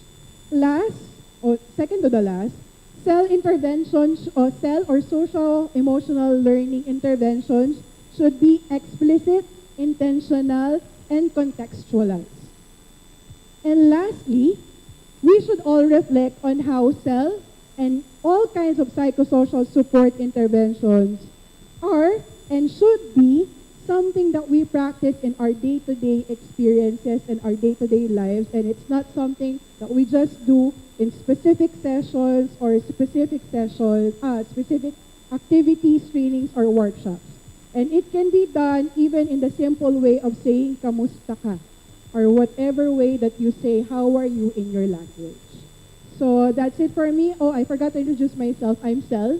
the cell coordinator of Child Fund Philippines. Thank you, everyone. Thank you so much. All right, next, last but not least, which is my group, team number 8, Lenny Support. May I invite the representative youth leader from team number 8, Lenny Support. Oh. That's you.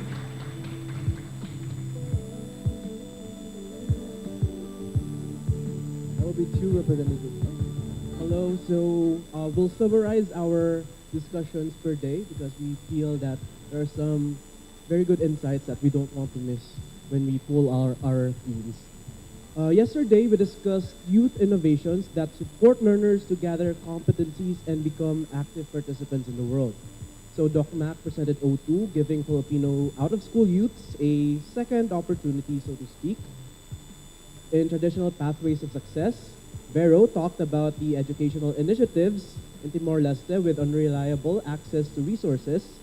I talked about Tanim Talino, which supports high school innovators in the Philippines to conduct meaningful STEM research projects similar to 17-year-old Ratis, who is trying to build an alternative elevator in Cambodia. Of course, we recognize that teachers are on the front lines of forming our learners, and we must assist them too, such as with Situ's work in Myanmar on teacher training. We believe these initiatives worked and succeeded because we work on and came from the ground. We use what we know of the context to solve the problems. We work with the affected people directly. We maximize our access to resources, may they be limited. We maximize our access to social media and technology. But to support more learners, we recognize that we need partners to sustain our work. So here are our requests. We ask potential partners to not only commit assistance, but also to actively write internal policy to ensure the support is prompt and sustained. What do I mean? If our operations are dependent on the funding of a partner, the operations will end if the funding is not disbursed promptly. So that is our request. We ask also that more opportunities for us young leaders to gather funding and resources become available. And of course, the support to succeed in these funding proposals. We ask, finally, decision makers who ultimately may outlast our own initiatives to take over and take charge or replicate the solutions we are implementing. We hope that there is active thought with our partners that maybe if it's going well, we should take over so that the initiative could sustain longer. Finally, we also want to mention that we want to foster partnerships with the stakeholders themselves and construct a community of practice. So maybe we could also receive support to not only do our operations, our main operations, but also to build a community. Because we think that building this community will make the impacts last longer.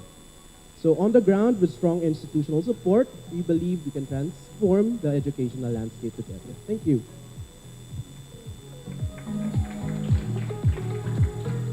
All right, I'll add on for day 2. Allow me to introduce myself. I'm Angela. I'm an educator from Singapore.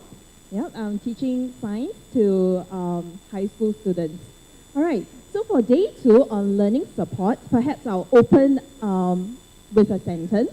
I think at the breakout sessions earlier, we talked about how students, what they see outside the classroom are things that they want to learn and see in the classroom. So with that, during the learning support breakout sessions, there were 3 key areas that were discussed. The first being the use of a microscope to enhance students' learning. That's sharing by Jeremy. He actually invented a microscope that is user-friendly and it's very, very small that allows students to actually use it anywhere, at home, in the classroom, or even on field trips as well.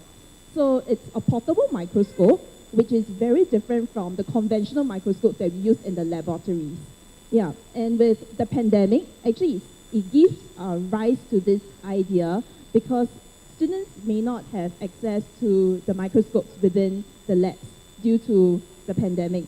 So Jeremy had that idea, and he actually created this mini microscope that allows students to learn, and that took off really well. Yeah, it went viral on TikTok. I think he was sharing with us that within the first post that he had on the microscope, it gained 2,500 likes and comments, and it is currently expanding throughout the Philippines. Yeah, so as an educator from Singapore, I was very interested to learn more about how this tool, something simple yet so powerful in learning, could be brought beyond Philippines as well. Yes, so that is the first learning support. The second is on work attachment program for high school students. And the age group that we are looking at for this work attachment, they are 15-year-old students. So at 15-year-olds, many of them, what they learn in the classrooms are very academically inclined. They may not have the understanding of what the workforce would require. So we take these students to professionals from different industries. They could be in the business industry, they could be from the food and beverage industry, or they could be startups focusing on entrepreneurship. So we extend these learning opportunities to these 15-year-old students where they are tagged with supervisors from these industries, and they get to understand what are some of the skill sets, what are some of the key social skills that they need in order to survive and enter the industry, should they eventually choose to venture into that upon graduation. So that's the work attachment program that we have for students in Singapore. And to expand it further, with actually the pandemic that has kind of shifted the mode of work in the world, we all understand that actually hybrid work arrangement is prevalent, and it is practiced in different companies all across the world. Even back in Singapore, hybrid work arrangement is something that is not foreign to us. So our students, because of the restrictions, they cannot be on site to learn from the company. What we do is that we hold a virtual work attachment program for our students. So they log on through their devices, be it their laptops, their handphones, or their iPads, and they connect with the companies through Zoom, through Microsoft Teams, through Skype, so that the learning is not diluted, the learning is not lost, regardless whether, of COVID or not, the learning can continue. Yep, so that's the work attachment program. And the last being students coming on board to help teachers design lesson plans. Yeah, so the participant from Indonesia, she shared about how as a student, she might feel some lessons are lifeless or may not be as interesting as how it should be. So what she and the team actually came across was to design a lesson plan that allows students to give their inputs on what the teachers should teach. And the teachers actually adopted the approaches suggested by the team of students from Indonesia, and that idea took off really well. Yeah, so she shared about, the videos, and we could see students enjoying the lessons, full of questions, full of curiosity from that, short video clips that she has shared. All right, so that sums up the learning support ideas that we have under the learning support team. I think the most important question when we hear from the different presenters will be, how do we further replicate, these good ideas back in our countries, back into our schools? With the platform, with technology, it's not limited to just this female conference alone. Okay, we can always connect with each other through email, through social media as well. I'm more than happy to have my students, engaging with some of you from our Southeast Asia families and friends. They could be on board with some of your students in your schools, with some of your companies, and perhaps my students can actually value add by being on a virtual work attachment program. Yeah, so we can scale up in that sense that the program is not just limited to a local context, but we bring it further to an international platform. Likewise, for the microscope that Jeremy has designed as well, it's not just limited to the use within Philippines. I believe it would also impact students learning beyond Philippines as well. And the last learning support idea on designing lesson plans, that would be also something that can be shared internationally as well, because that learning lesson plan was on science, which is a common curriculum subject that is used across schools in all over the world.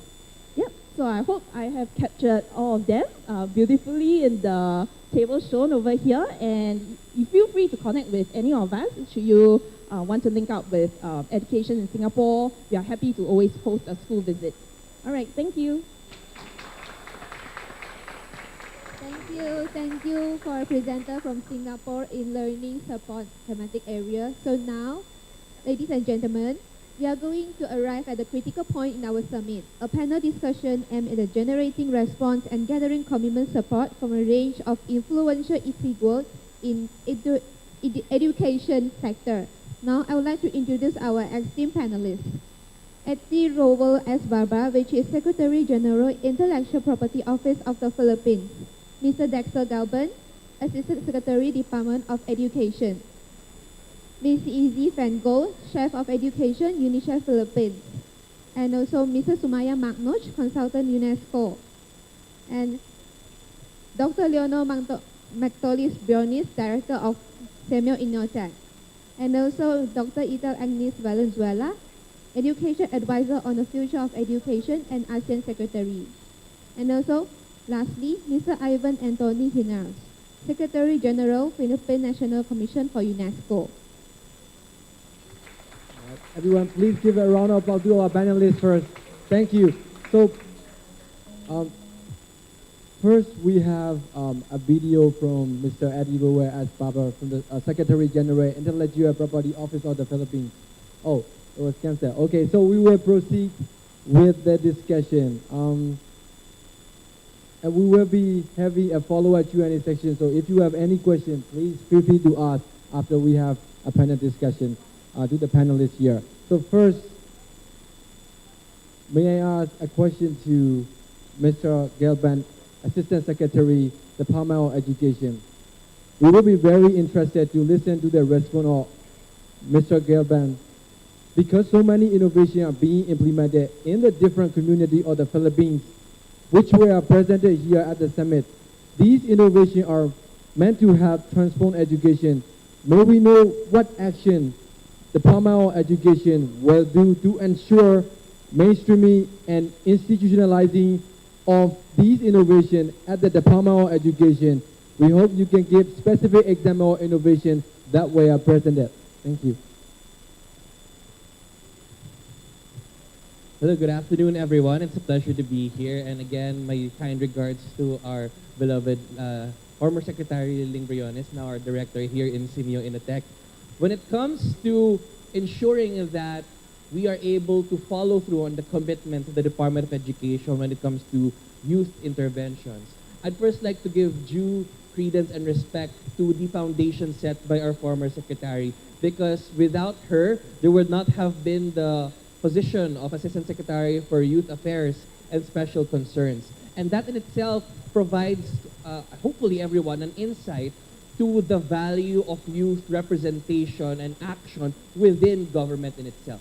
Because that allowed us to really mobilize not only resources, but manpower to actively discover what we can do to support youth initiatives and innovations. Now, if we will go through the different thematic areas that were discussed today, I'm very fortunate to have listened to your presentations this afternoon. We actually have a lot of interventions that are coming out as a result of that integration with government. First, when it comes to inclusive education, our vantage point right now is that when it comes to education, we have to look at it in terms of being part of a general whole. Never just about the regurgitation of information, but ultimately about formation.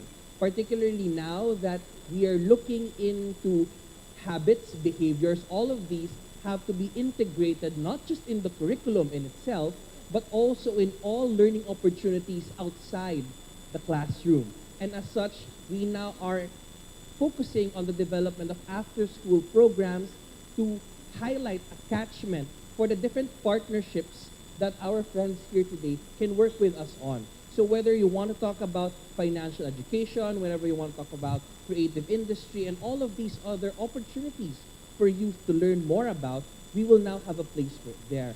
And I'd also like to highlight as you mentioned a while ago, in terms of environmental education. I would like to share that through our collaboration with other national government agencies, we are focusing on launching a lot of environment initiatives, particularly from planting 1,000,000 trees in the Philippines to those that will integrate this into the regular conduct of clubs in schools. So you have a lot of environmental clubs that are being established and being revived through the YesO clubs that were set by the previous administration. And in terms of mental health and psychosocial support, this one is very close to my heart because my background is primarily in healthcare. For the first time in history, we would be allocating specific budgets intended primarily for mental health interventions and capacity building. And again, that's building on the efforts of the previous administration and now being amplified by the current administration. Because what we want is that no division, no region, no school would be able to say that they are unable to roll out mental health interventions for the youth. And that is something that is a result of years of collaboration from the previous to the current administration. And lastly, when it comes to learner support, which is our area of engagement, we're very fortunate that we are working with our partners from UNICEF and UNESCO and several other institutions, Simeo, Inotech, that allow us to hopefully integrate a lot of existing programs into the regular conduct of programs in DepEd. For example, we have programs that are initially funded by UNICEF, such as your chatline, among others, that we hope to fully integrate into the regular functions of the government. And these serve as examples of what we can do together, particularly when young people are not just brought in as representatives or part of the conversation, but are actively involved in the development and the rollout of these interventions. And I think to add to that, I think one of the major critical points to consider is the value of sustainability and continuity. All of these that we're working on would not have been possible without having the foundation laid down by the previous administration. And that capability to continue that allows us to build on these programs, not just as one-time events, but long-standing programs that can be continued for years on end. Thank you so much for your response, sir. I think I'm sure a lot of my friends, you leader from the Philippines, will have follow-up question after that. So anyone, if you have any question, please feel free to pose your question through the Padlet wall by scanning the QR code here. All right, so may I ask the next, Mr. I.C. Fango, who is the Chief of Education, UNICEF Philippines. We have heard of the many programs that UNICEF are doing in the Philippines and also in our countries, such as my country like Myanmar. How is UNICEF already using youth perspective and youth innovation in its program? And how should UNICEF increase meaningful youth participation in its program to set an example for education ministry? Thank you so much for the question, and good afternoon, everyone. ASEC, Dexter, former Secretary Briones, and our colleagues from UNESCO, and also ASEAN and Simeo. Before I answer that question, I'd like to thank you, all the participants, for the excellent recommendations that you have made. It's very hard to process all the great ideas that you have proposed today. I was trying to identify which are the ones that would be easier for UNICEF to quickly absorb, and quickly respond today to things that we can do together. And two of the main ideas that I hear today that resonate the most with me are, first, the importance of the co-creation of education. There was a very strong and beautiful message of the need to work together with the youth and co-design solutions and work together in tackling the different challenges that our countries are facing. And the second message that I saw consistently in your recommendations is the need to have more partnerships, stronger engagement with the stakeholders in education. And that's something that UNICEF also promotes, and we strongly believe that the youth can help in creating more partnership and identify potential alliances and opportunities to work with more organizations, especially with youth organizations. But there have been other specific recommendations, and some of them very innovative and great ideas that I like to comment as well. But I also appreciate that you have concrete also ideas on how to keep the momentum of this, the way that you would communicate in having, like in a 6 month, a follow-up meeting. These like more concrete recommendations are also very useful and would be key ways to ensure that these innovative and creative ideas can be sustained. So please don't forget that part as well, and as you are not forgetting. So keep that in mind when you continue after this event, which, as it was said by one of the presenters, is just the start of an interesting process. So in terms of now I'm going to answer the questions. In terms of what UNICEF has been doing, some of these initiatives have been presented in this event. So I want to say that we are working on that direction in engaging more youth and making them part of the solutions and co-creating. But at the same time, I want to acknowledge that we have to do more, and we can do more on that. So some of these ideas that have been working with UNICEF in the Philippines, but also in other countries, but I would refer to the Philippines. One is related to the environment. There is an initiative called Change the Current. And this initiative is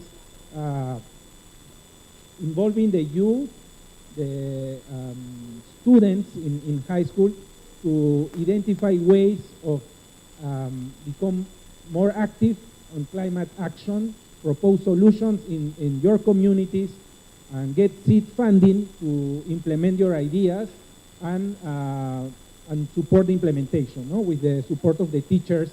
And this has been led by the Department of Education.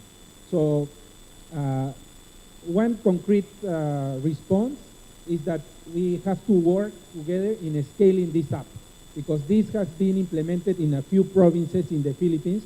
But what I would like to propose to the participants today is that you can designate some representatives so that we can co-create how we scale up this solution with the government agencies. So this, as I said, it's an interesting initiative.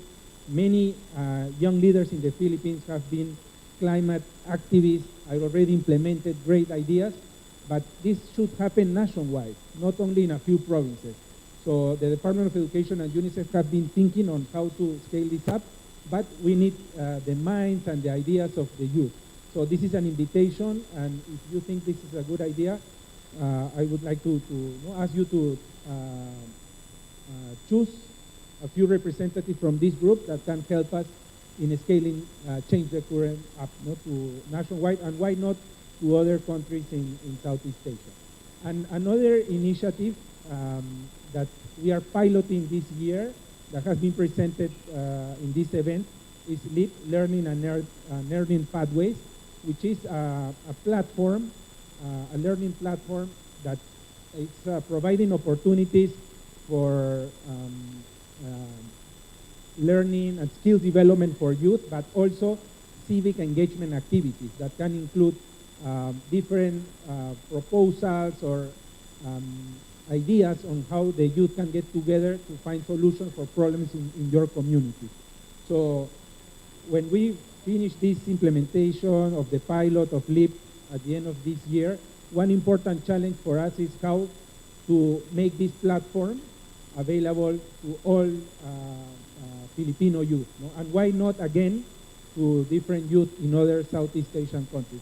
So similar to my first invitation, my second invitation today is help us to design, co-design this initiative to expand and scale up from a pilot to a platform that can be accessed to all youth. So this could be another group of representatives from this summit that can help us co-design the scalability of LEAP.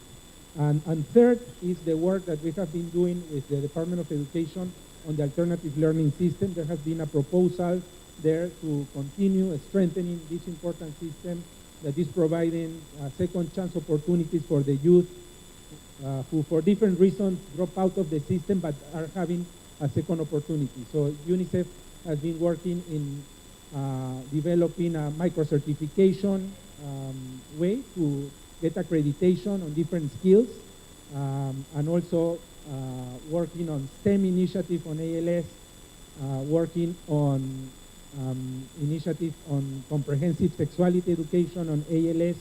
So different innovations that we are supporting for the alternative learning system, and we are trying to involve as much as possible the youth in co-creating and improving the way the service is delivered under the leadership of the Department of Education.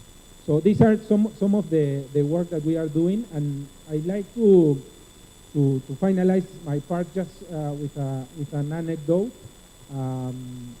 This is back in 2018. At that time, I was working with Teach for All, another organization working in education that Teach for the Philippines is part of. And I was visiting Teach for Sweden, which is a sister organization of Teach for the Philippines.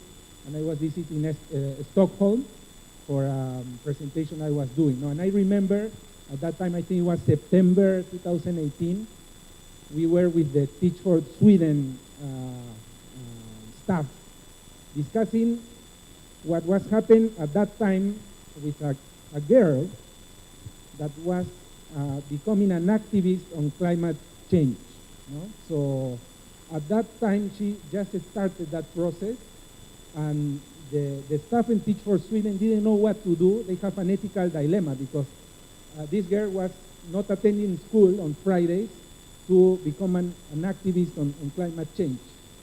So, and the staff of Teach for Sweden, we I think discussed this for more than 2 hours. Now, what shall we do? Because as part of organization, we think it's important, they were saying, that to empower students, and they become agents of change. But at the same time, we feel a bit uncomfortable that she's not going to school, so what shall we do? So, and I don't think there is a right answer to that.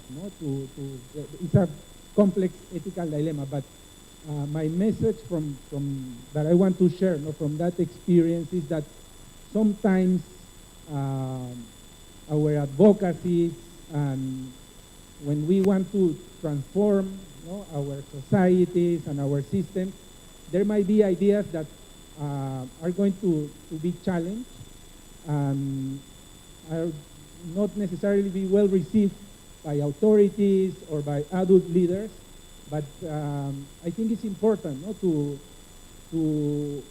strongly believe that what we are doing is in the right direction, and what we believe is something that can be good for our communities, for the planet, and for all of us. And of course, that girl is Greta. That today we all know very well that is one of the most important activists on climate. Thank you so much. Thank you for your response. Everyone, please give a round of applause for Mr. I.C. Pengo. All right, next we have Mitsumaya McNaw, who's the consultant UNESCO Bangkok. And we are glad that you joined us for 2 days. We've seen you all throughout the session, and thank you so much for joining us for 2 days. And so you have heard most of the innovation being done by the young people.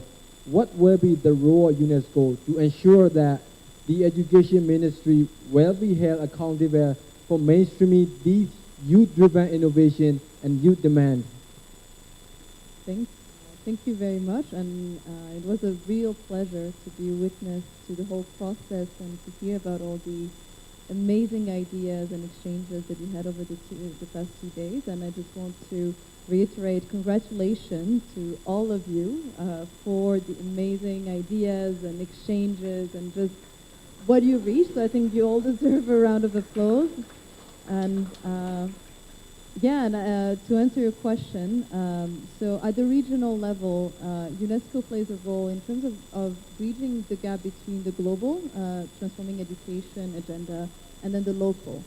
And so concretely, what we would be able to do is to make sure that we can present the outcomes of this summit to the SDG4 coordinators network. So the SDG4 coordinators are in government the people that are responsible for monitoring and pushing forward the SDG4, so Sustainable Development Education 4 agenda at national level. So presenting your work to them, of course organized in a manner where the innovations are visible, the recommendations that you have for different levels of government are visible.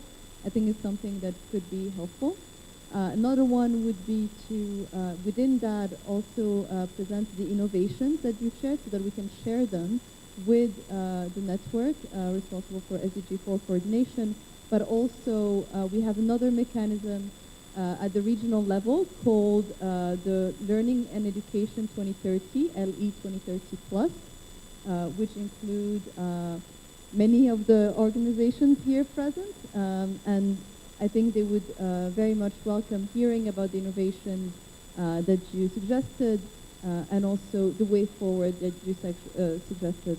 But I also want to, beyond your question, also just highlight that I very much appreciated how your recommendations were also for yourself. And so a lot of the recommendations were about how you wish to continue working together, how you wish to support each other across countries. And I think that's very important.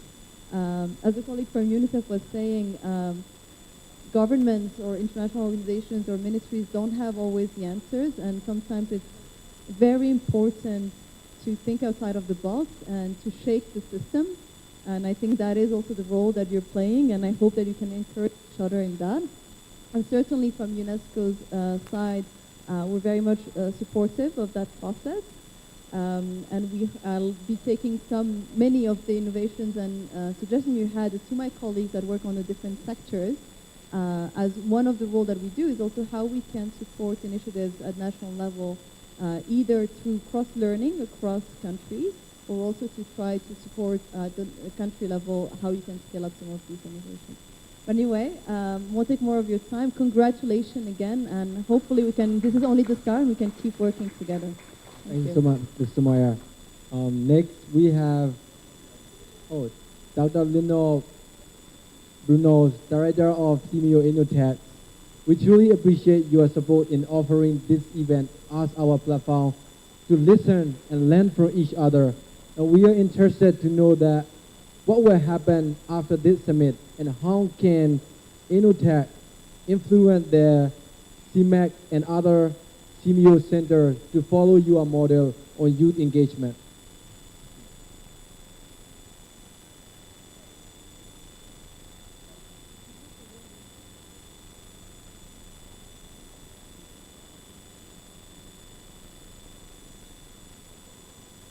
Thank you very much. We have been planning this summit for quite some time, and so we didn't stop with what we will do today, but we asked ourselves, what will we do after our participants go back to their home countries? What will we do with the recommendations? And so, one, I will meet again with my program team, headed by Robbie and the other executives of Innotech, and we will review the concrete recommendations of our youth leaders. I'm sure you will agree that there is a need to add more detail and specify, for example, particular countries which fit the description that you have presented. I will report during the center directors meeting in July, the directors of the 26 centers of CMEO. We are meeting in July, and I will report on the highlights and the concrete recommendations of the youth leaders.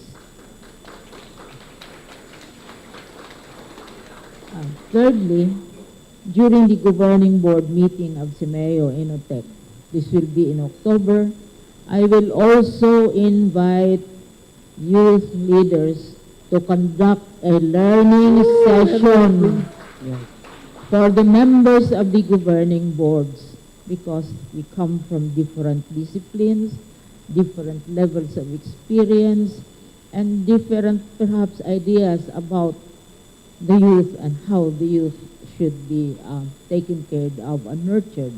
So I will propose that we invite youth leaders. This practice goes all the way back when I was chairman of one of the largest universities 20 years ago. Our board members were, of course, the usual distinguished personalities. And I said that the youth have to be included in the board, the same as University of the Philippines. And so they would sit and listen, so they know the magnitude of the debates, the challenges, and all, and they immediately relay it also to their constituencies. So I'm just following what I used to do as early as 20 years ago, and I hope that the Simeo Inotech office in Bangkok will allow us this time to invite youth leaders to perhaps present again other concerns and tell our governing board, this is what we are. This is what we are afraid of in the future. This is what we are enthusiastic about the future. And this is how you can help us. And so let's pray. I was about to say pray, because I always say let's pray. Let's pray about this, that we will be allowed to bring in youth leaders to the governing board meetings.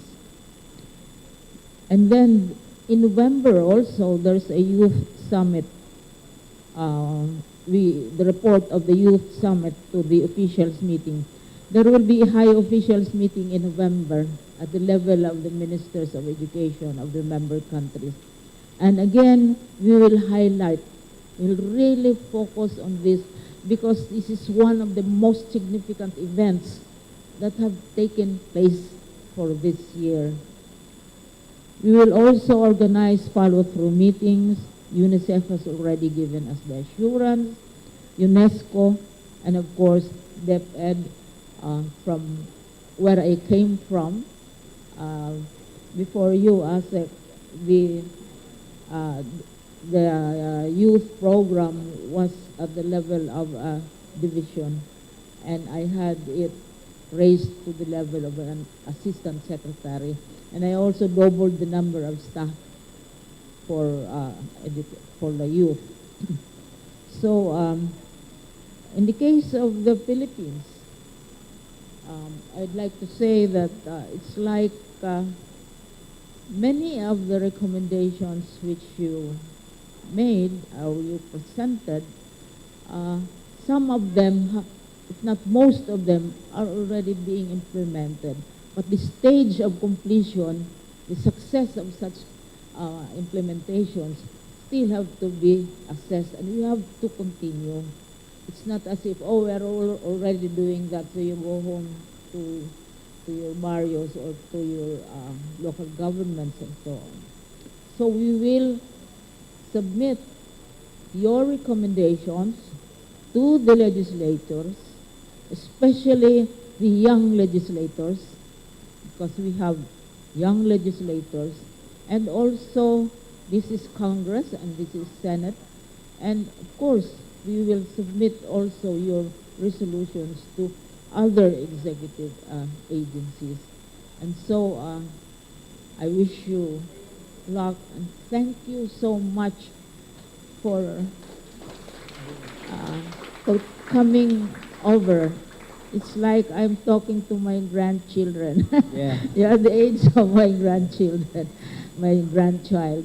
And I really love listening to you. I enjoy your laughter.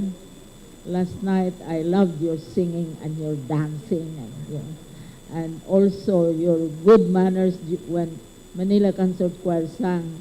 You could hear a pin drop, 200 learners, 200 participants, absolute silence when Manila Concert Choir sang during the launching of the art gallery. And these things, you know how grandmothers are, very tolerant,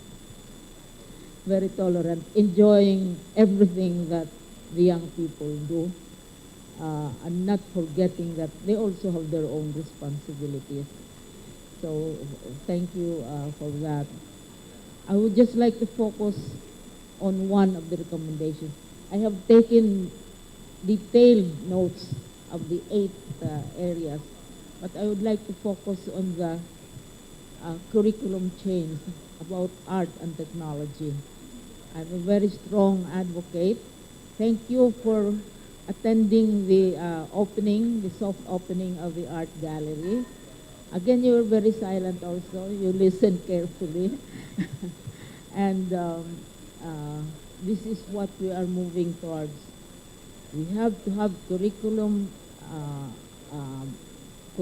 which are balanced with not only technology and science, but also the arts and the humanities, because we have to be reminded that we are coming from our own countries. We have our own history. There are similarities, there are also differences. So this is a challenge for us who are crafting curricula, and this is where you can really make concrete recommendations. Thank you very much.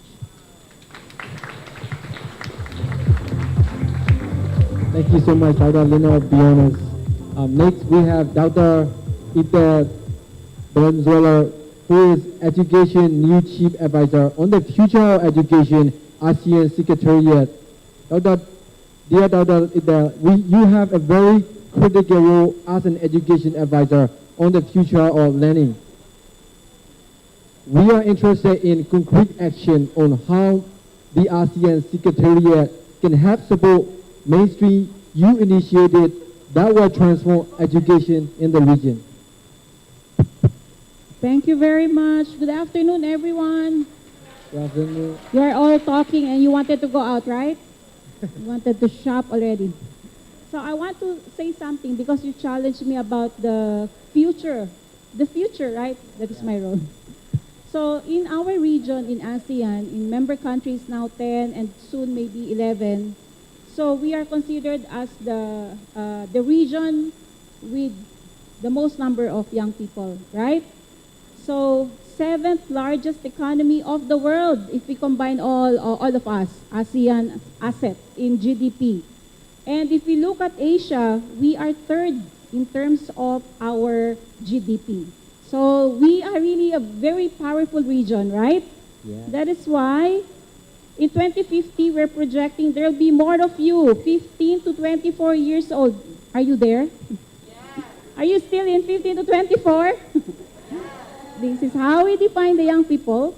So by 2050, we will have the most number of young people. That's why we need to listen to you. So in ASEAN, there is one division which we call as education, youth, and sports. So young people is very much part of ASEAN, and ASEAN has developed the Youth Development Index. All of those you presented are part of the Development Index and recommendations. Recently, the Philippines, being the head of the ASEAN UNDRMAM, they have developed the digital transformation recommendations, basically catering to your needs because you now live in a different world. You live in a world where you use your gadgets while listening, you're multitasking, you are talking while texting. You live in a different world, and we can use all of these gadgets to learn and to interact. We are in Education 4.0, meaning we are more connected, we are more of a community, and we can talk and work, function at the same time. This is what we see in the future, that all of you, the young people, like what Dr. Biones said, will have a space for representation. If you recall who was the person I saw who was with me in UN Transforming Education Summit, okay. They played a very active role. No, the young people, they have different sessions. They want to be involved in almost everything. And I am really looking forward to your active involvement with Innotech. First, let us see whether you can participate in active decision-making at Simeo, bringing you to different levels of decision-making. So from center directors, high officials, and ministerial meetings. But you are in ASEAN already. There is a body governing the youth, your development, from well-being, digitalization, to all your learning needs. They're all addressed. And there is an annual meeting of the youth ministers also. They also have youth ministers meeting. They have different levels of representation. I'm very lucky to listen to you today because you have given us a lot of recommendations from 8 core areas. So I have taken photos of those because I'm now in the process of finalizing the future of education. That includes you. So one book will be devoted on inclusive education and inclusive society of ASEAN, which is, we're thinking about 2050, where most of us, most of the countries will be dominated by the young people. So we will not prepare education for you for the Jurassic world. We need to bring you to the future. It's more digital, more connected. You can learn anytime, anywhere in markets or in different places of the earth. More and more countries are having learning cities. So the young people can learn anytime, anywhere, and it's transforming. So it cannot be all in brick and mortar school, but we will always be connected everywhere. Thank you for your recommendations. I'm bringing them to ASEAN, and we hope to see you in some events. Thank you so much, Dauda Ida. Next, we have Mr. Ivan Anthony Hanel, who is the Secretary General, Philippine National Commission for UNESCO. Mr. Ivan, how do you think UNESCO can sort of push our own Department of Education in mainstreaming these youth-led innovation and concrete recommendation? Thank you very much for that question. Good afternoon to everyone. On behalf of the UNESCO National Commission, I'd like to acknowledge the need really to be able to put these recommendations into action. No? But we also have to remember that UNESCO, the UNESCO National Commission, those are two different things. We serve as a bridge. No? We are bridging the gaps. We are trying to bridge the stakeholders with national government agencies. Even before the Transforming Education Summit, our national government agencies have already been trying to put youth voices into policy. But I also have to remind everyone, and this is a challenge, we can't save the world in 2 days. Okay? All these recommendations, they need to be revisited. I think from the first presentation, you can see that many things are very context specific. You can't have a motherhood statement and expect it to apply to everyone. No? You have to look at every specific community. What are their needs? What are their situations, right? We talk about technology. Okay, let's give them tablets. What if they don't have internet? What if they don't even have electricity to charge those tablets? What do we do? No? So if we really want to make education inclusive, we have to make sure that we are aware of context-specific situations. No? You know, something also, when we look at the environment, we know that our countries here in the ASEAN, we are the victims of climate change. And many times we always say it's the developed countries that need to be blamed for that. Okay? But, you know, I think we should be looking at ourselves. Many ASEAN countries are among the top producers of marine plastic pollution in the world. If it floods in the mountains in the Philippines, maybe because there are stronger typhoons, but it's also because we cut our trees. We do kaingin, slash and burn. Those local communities will just destroy all the forests, and then what? They blame, you know, other countries for climate change. No? The garbage in the flooding, no, here in Metro Manila, it's because, you know, everywhere is a garbage can. You go to our rivers, that's our garbage can. I remember I was a tourism officer before. I asked our engineers, why don't we have garbage cans here in our city? Sir, you know why? Because they will be stolen.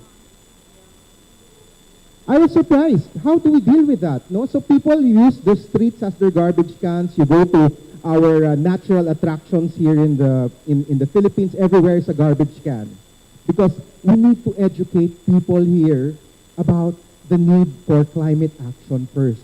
It has to start here. Let's not focus on other places. Let's focus on the ASEAN region. What do we need to do? How do we need to act? No, how do we need to plant trees? And you know.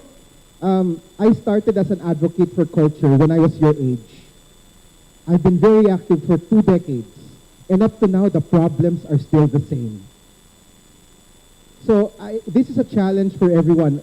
Your recommendations are very amazing. They give a lot of insights on the situations that you have experienced and you have been facing, right? But how do we put this into action?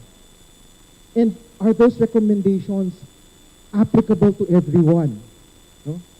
So I hope when you all go back to your own countries, you think about that again. My question is, will you be an advocate for education 20 years from now? What will you be doing? It's a commitment. It's a commitment. It's not just 2 days. You know, you've talked a lot here for 2 days, but it's a commitment. And it's a very, very long commitment if you really want to address the issues of education. It's been addressed for many, many decades. The problems are still there, but of course we are nearing that solution, hopefully. And I do hope that young people like yourselves will remain committed to really improving our educational situation. Thank you very much. Thank you, sir. Thank you so much to all our panelists for your amazing response to our concrete recommendation. Next, we have a video from Mr. Anthony Rowe as Baba, who's the Secretary General, Intellectual Property Office of the Philippines.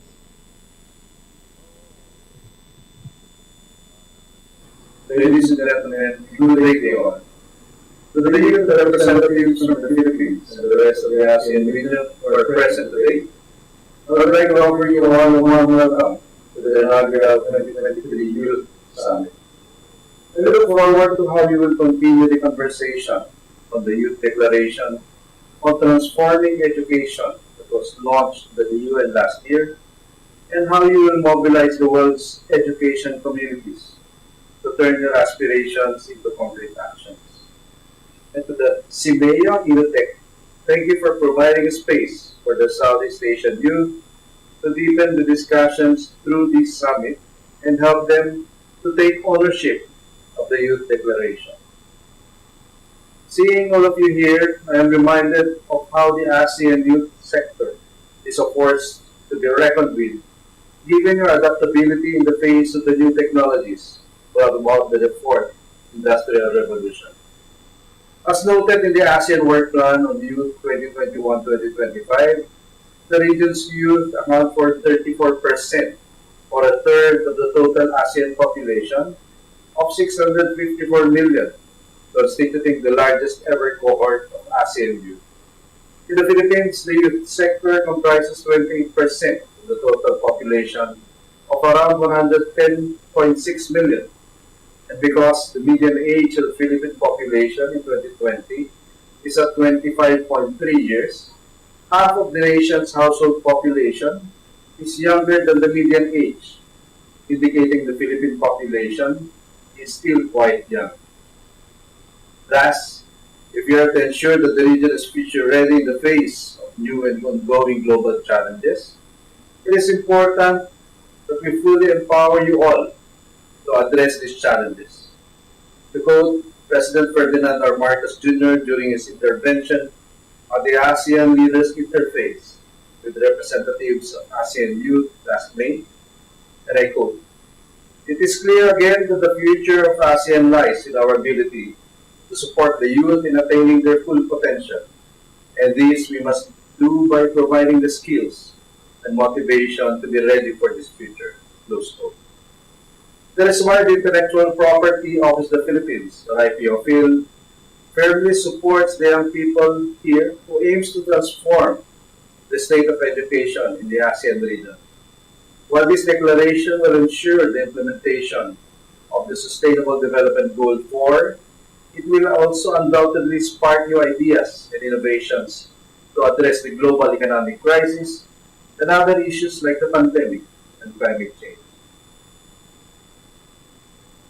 As you discuss the ways you can create a better, brighter future for yourselves, I would like to reiterate that you should always protect your intellectual property or IP rights over your ideas and proposals. This is because IPOPhil firmly believes that IP will serve as a vital tool in realizing the changes that you want in the world, particularly in your advocacy for universal and quality education.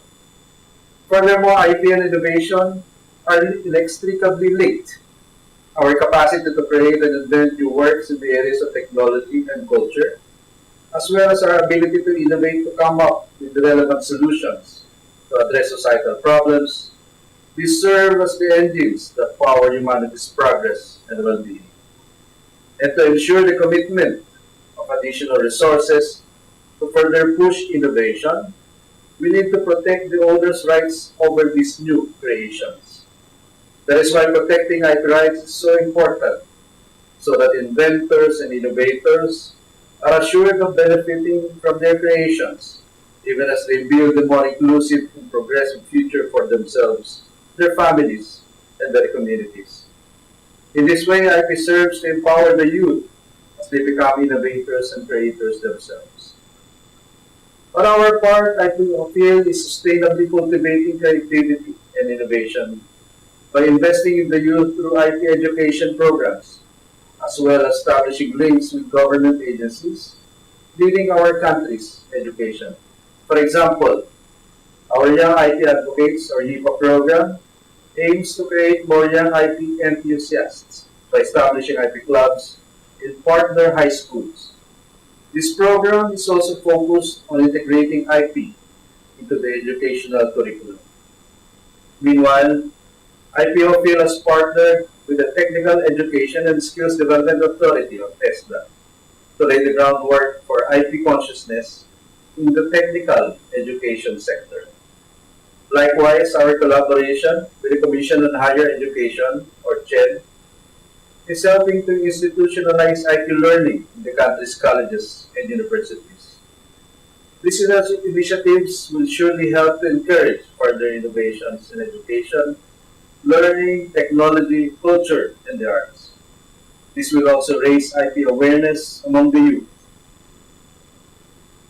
From educating the young Filipinos of their IP rights, IPOPhil takes the next step by encouraging them to protect their IP rights by registering their IP.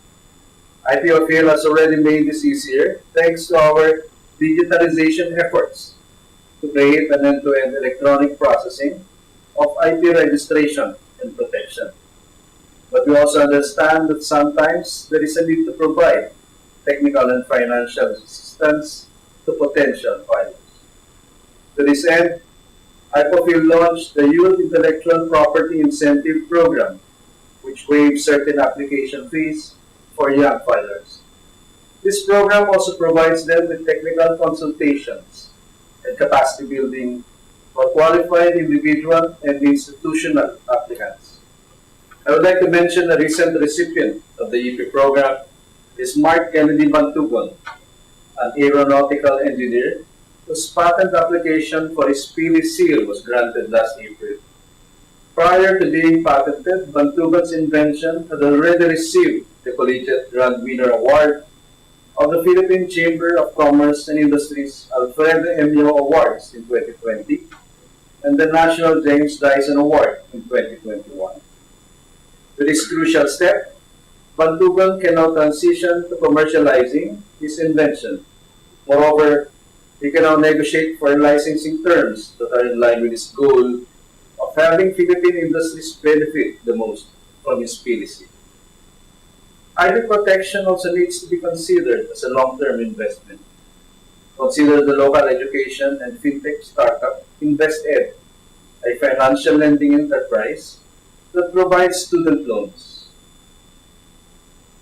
First established in 2016, the startup has gone on to gain funding amounting to more than 125 billion pesos. They have also received accolades from being one of the most impactful women-led businesses, as cited by the Cartier Women's Initiative, an international entrepreneurship program last January 2022. What invested has included venturing into global markets in their future plans. They also made sure to register their trademark at the start to avoid costly risks down the road.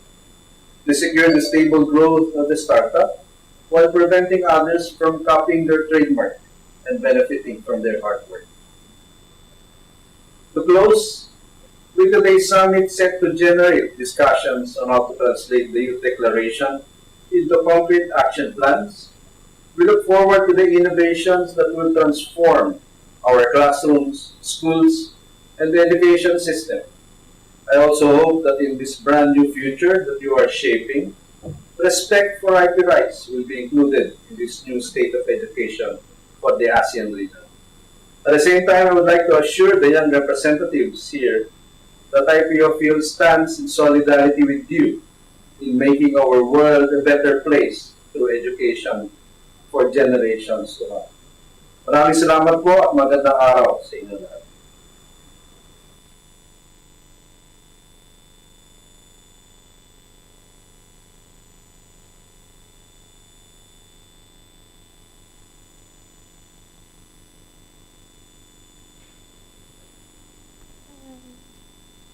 This will be our very last Q&A section. So, any participant has any questions for our panelists here? Or we look at the wall. Any questions? That's the question over here, right? Oh, the first one. I think I will pick this one. Given the numerous recommendations from different thematic areas, as part of the youth, how do we make sure that it is not only us who are putting effort in making sure that the system in education is transforming? What can the people in power and influence do to make this attainable? Thank you. I think this one,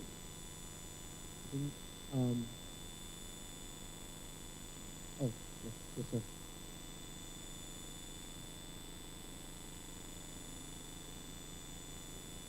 I was saying a while ago that the youth and policymakers, responsible citizens, should hold their hands together and work on the recommendations.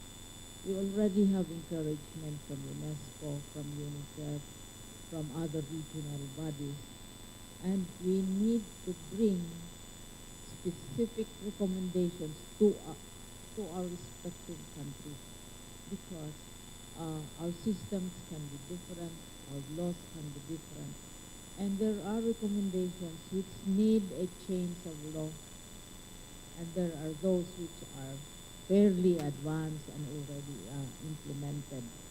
So what can the people in power, you probably refer to policymakers, to politicians, we have to come to them. We ask, we demand the right to be listened to. And so this is now what we are going to do, as I listed in the activities. We are also coordinating with the various international agencies, but the work has to begin in our respective countries as well. So let us keep in touch, so we learn from whatever initiatives the different countries are going to develop.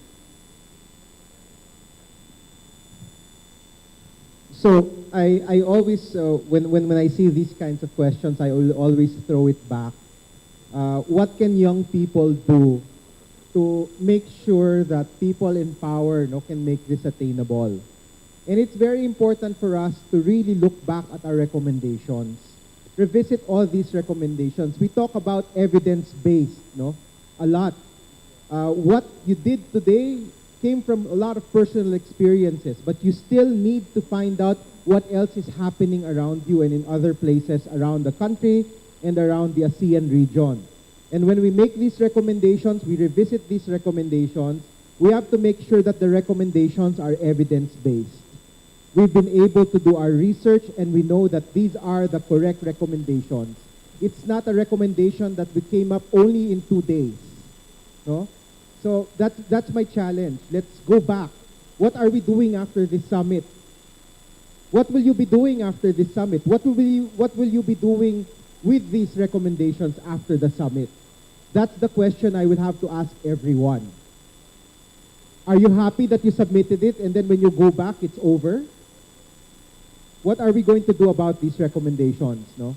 So I know we're here to answer about what government can do, but at the same time, I'm speaking from experience from a young person who used to be an advocate, or I'm still an advocate, but who used to be your age, knowing how difficult it is to really come up with policy change. So you have to go back, try to understand the situation, make sure they're evidence-based, make sure they are realistic and attainable. That's my point for everyone. Thank you. Thank you so much. Next, we would like to open the floor to the audience. Yeah. Is there anyone who would like to ask questions? Please raise your hand. Okay. So I think we will move forward with the second question. The second question, how will the working organization and the Ministry of Education involve out-of-school youth in the change and transformation in education?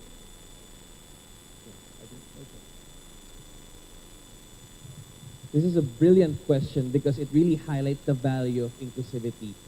As mentioned by our dear friends from UNICEF, we're working on programs such as the alternative learning system and expanding it further so that we can include anyone and everyone who wants to learn. We actually hope to launch the concept, or at least amplify the campaign, when we talk about learning, education, formation. All of these must be continuous in nature. In Filipino, we want to say, bawat minuto pwedeng matuto. And that should apply to all. The value here that would be essential would be the constant communication and collaboration that we have with our institutional partners. And at the same time, also being able to work with young people when it comes to the design of such programs. One of the big challenges of government, of any institution, when it comes to talking about young people and what their aspirations are, is that more often than not, these institutions have a difficult time talking to young people. Particularly when it comes to the language used, particularly when it comes to the approaches, because more often than not, young people have a very different channel of engagement. You're on social media, you're on TikTok, you're on Facebook, you're all in various channels that are typically not reached by government agencies, international institutions. So we have to be able to have that conversation with you so that when we involve you, you can co-create and co-design with us our approaches for out-of-school youth as well, because we already have them. Our goal now is to amplify it further and ensure that you are part of the solution building process.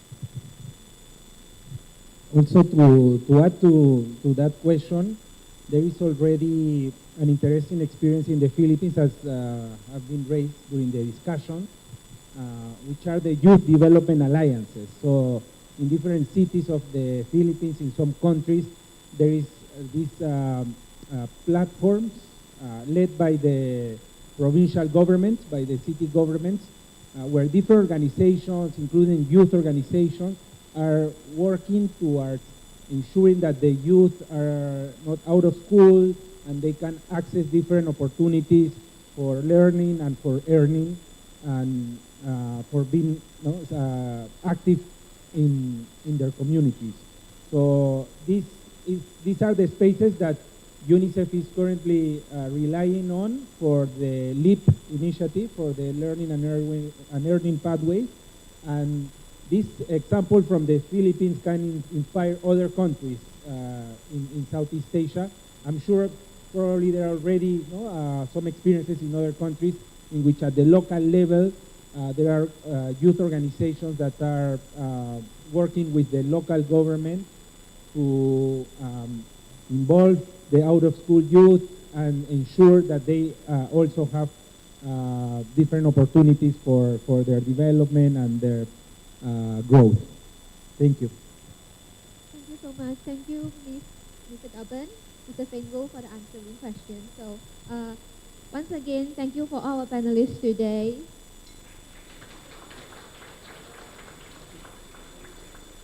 So we are having some gifts from Semiotech to our panelists. So may we invite our core group member to present our panelists with a gift.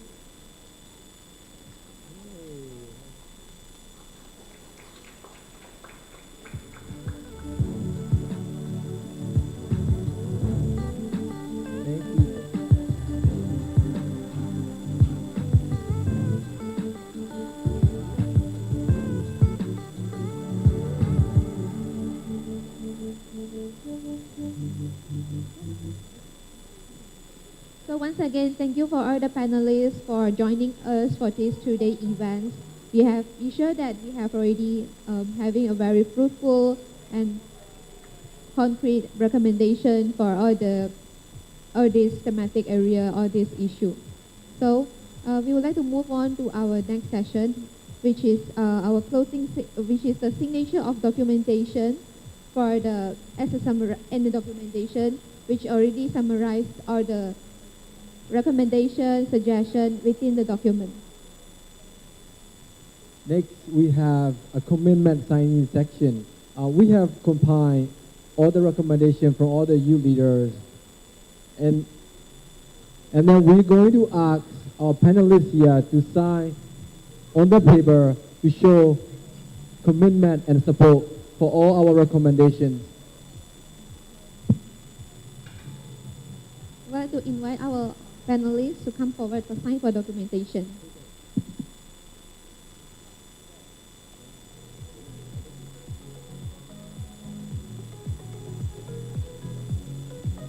So as you can see on the screen, here is the documentation that we prepared, already summarized all the thoughts, all the suggestions, concrete recommendations here on this two-day summit.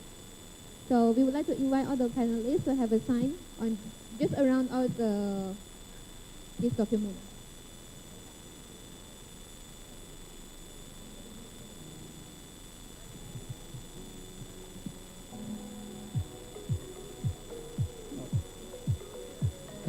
May we invite Mr. Galvin? Would you please sign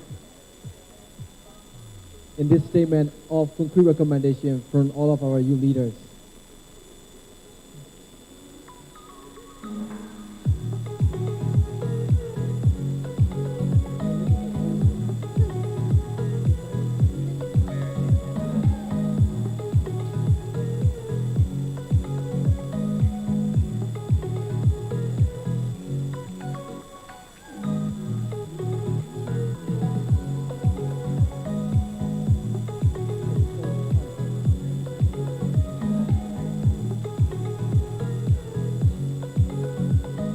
Our initial thought is like because our youth is already come up with this recommendation, so we would like to have the support from leader from all the organization.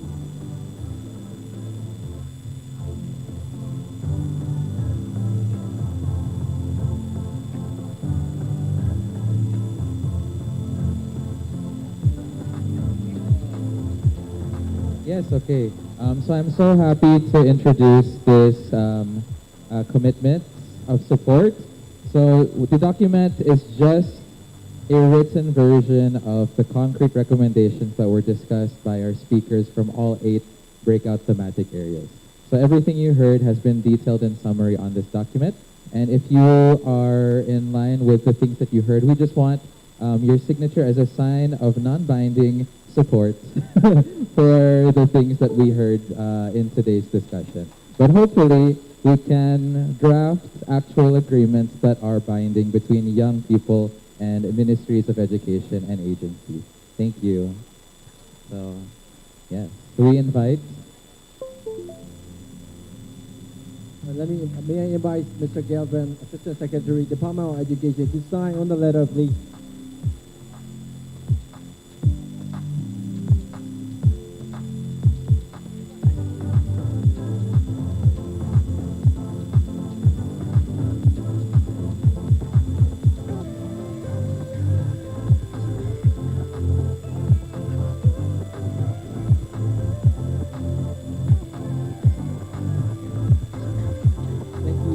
sir. Next, may I invite Mr. I.T. Pengo, Chief of Education, UNICEF Philippines, to sign on the statement of the true recommendation from our youth leaders.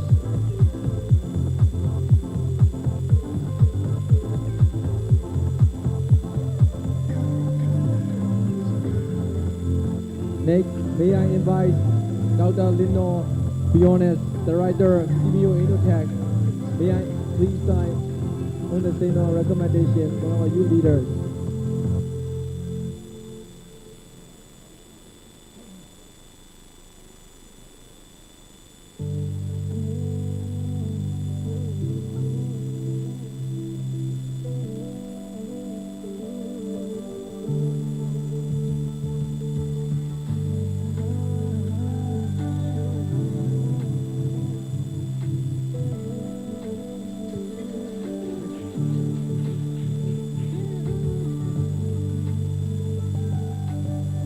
Next, may I invite Ms. Somaya McNaught, Consultant, UNESCO Bangkok, to sign on the statement of the true recommendation from our youth leaders.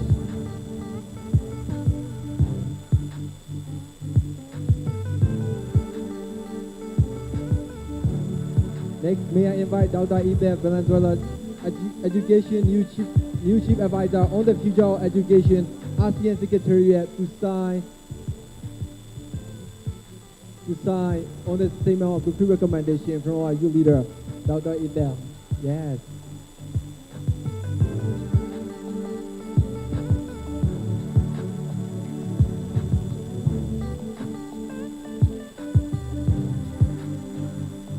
Next, may I invite Mr. Ivan Anthony Hanel, Secretary General, Philippine National Commission for UNESCO, to sign on the statement of the true recommendation from our youth leaders.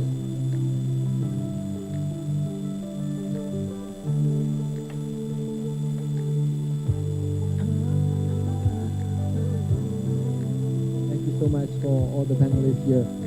Next, we are going to show a video highlight.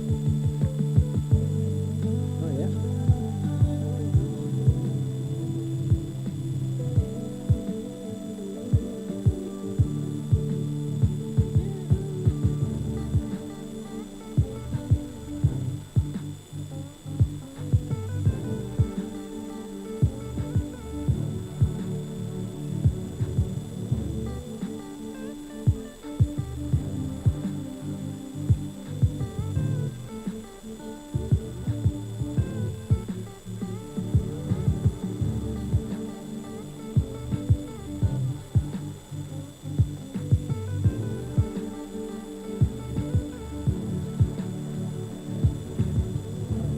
I'm sorry, but may I invite everyone to please stand up to be a part of the pictures with the stand there, right?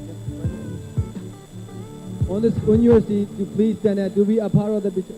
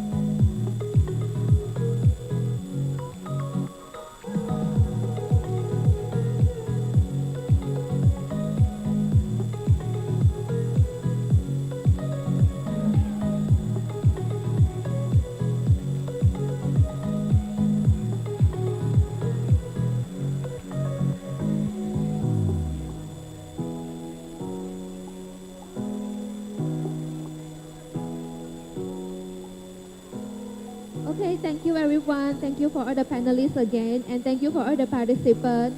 So we still have few sessions to go. Can all the participants be seated? Yeah, we are almost there. So now I would like to introduce I would like to invite all of our core group members to have a closing statement. Yeah, so our core group member, Prim, which is our youngest members within our team. Prim, where are you?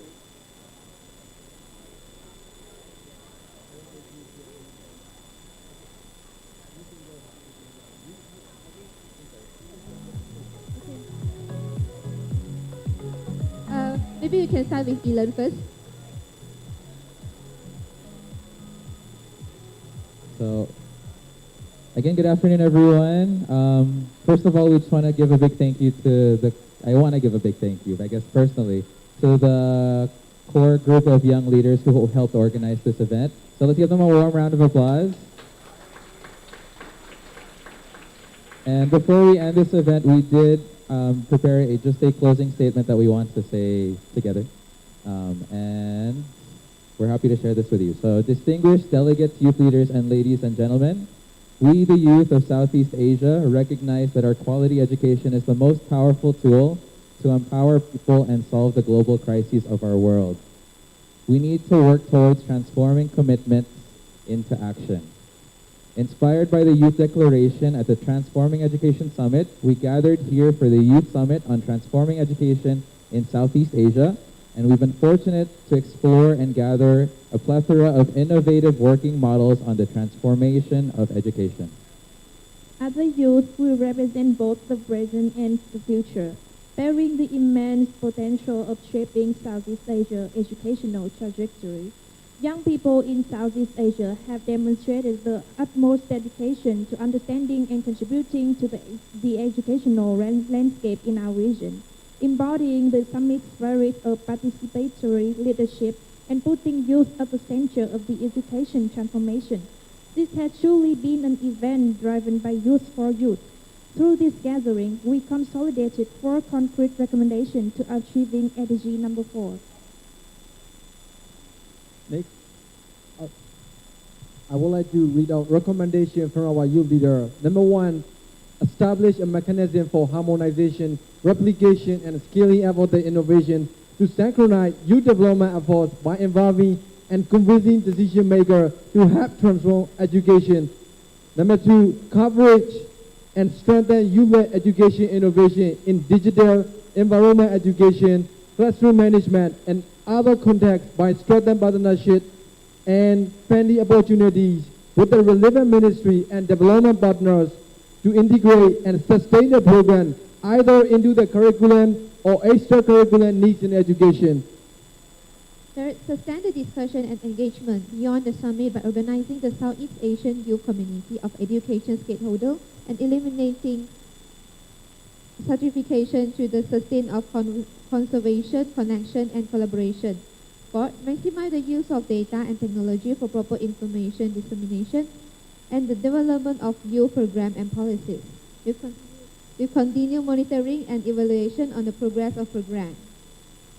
So these recommendations are born out of the rigorous discussions reflecting a shared vision for an educational system that is inclusive, adaptive, resilient, and future-oriented. We are proud to stand alongside the youth in Southeast Asia who champion innovative programs to achieve the priority of Youth Declaration for transforming education. Meaningful youth participation in education reform has ranged from non-existent to inadequate for too long. Meaningful youth participation in education transformation is the only way or only solution to the just, equitable, and sustainable future. Therefore, we call on our education ministries to champion these innovations and be guided by the direction of the youth perspective. We will no longer accept empty promises. from our ministries. We expect you to follow through with your commitments as we commit to hold you accountable for any inaction. As we also commit to do our part in transforming education, please give the youth a seat at the table and let us co-create the education systems together. The future is in our hands, and together can we only transform education.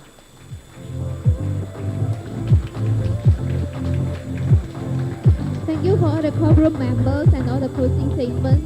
Now I am going to pass the floor to Elan for our next action.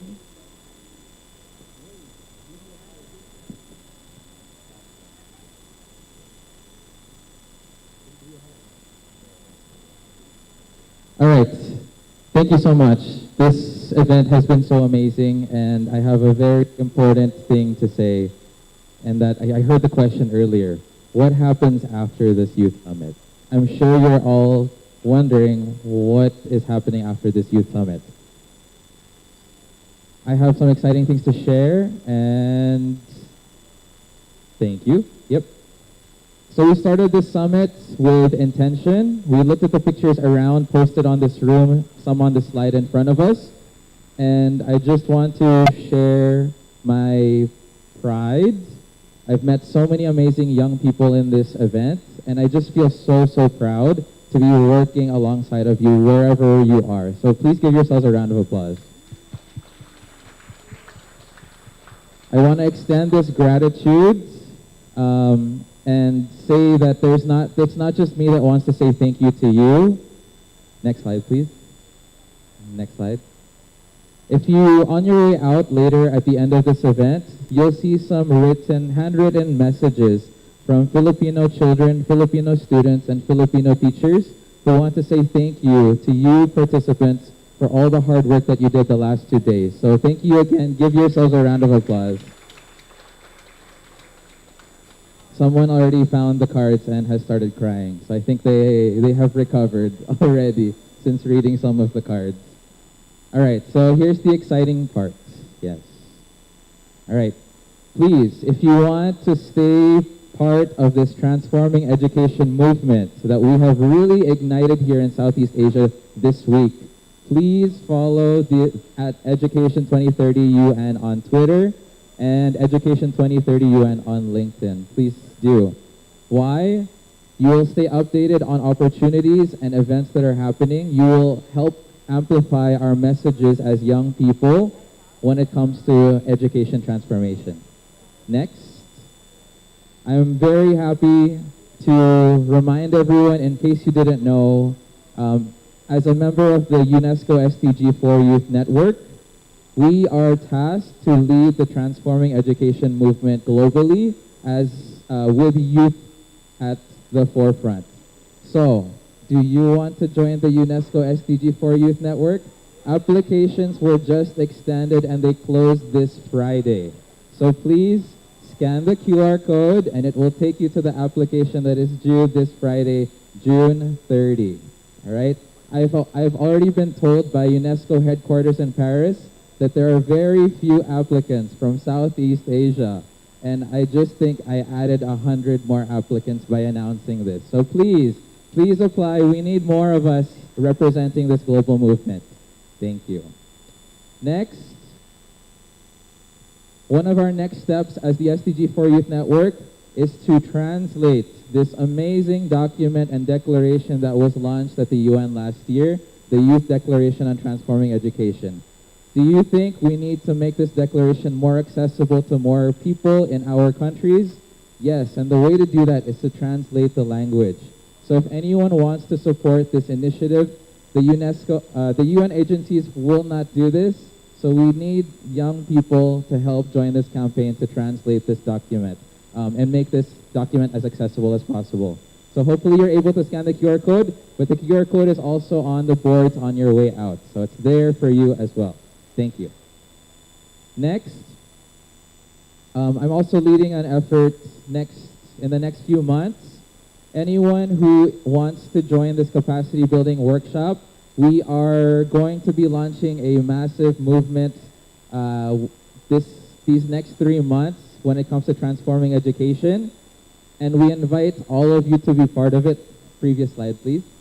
We'll be hosting a regional capacity building workshop for all of you to host your own consultations at a grassroots level. We all know we're all from different communities around our region, and your communities are not being heard, right? The problems happening on the ground are not being heard, whether by ministries, whether by UN agencies, or whether by data collection agencies. We need to make sure your communities are represented when it comes to the evidence that we use to inform our education policies. So we'll be training you to host your own consultations, which will lead into another initiative which will hold our education ministries more accountable for their action or inaction.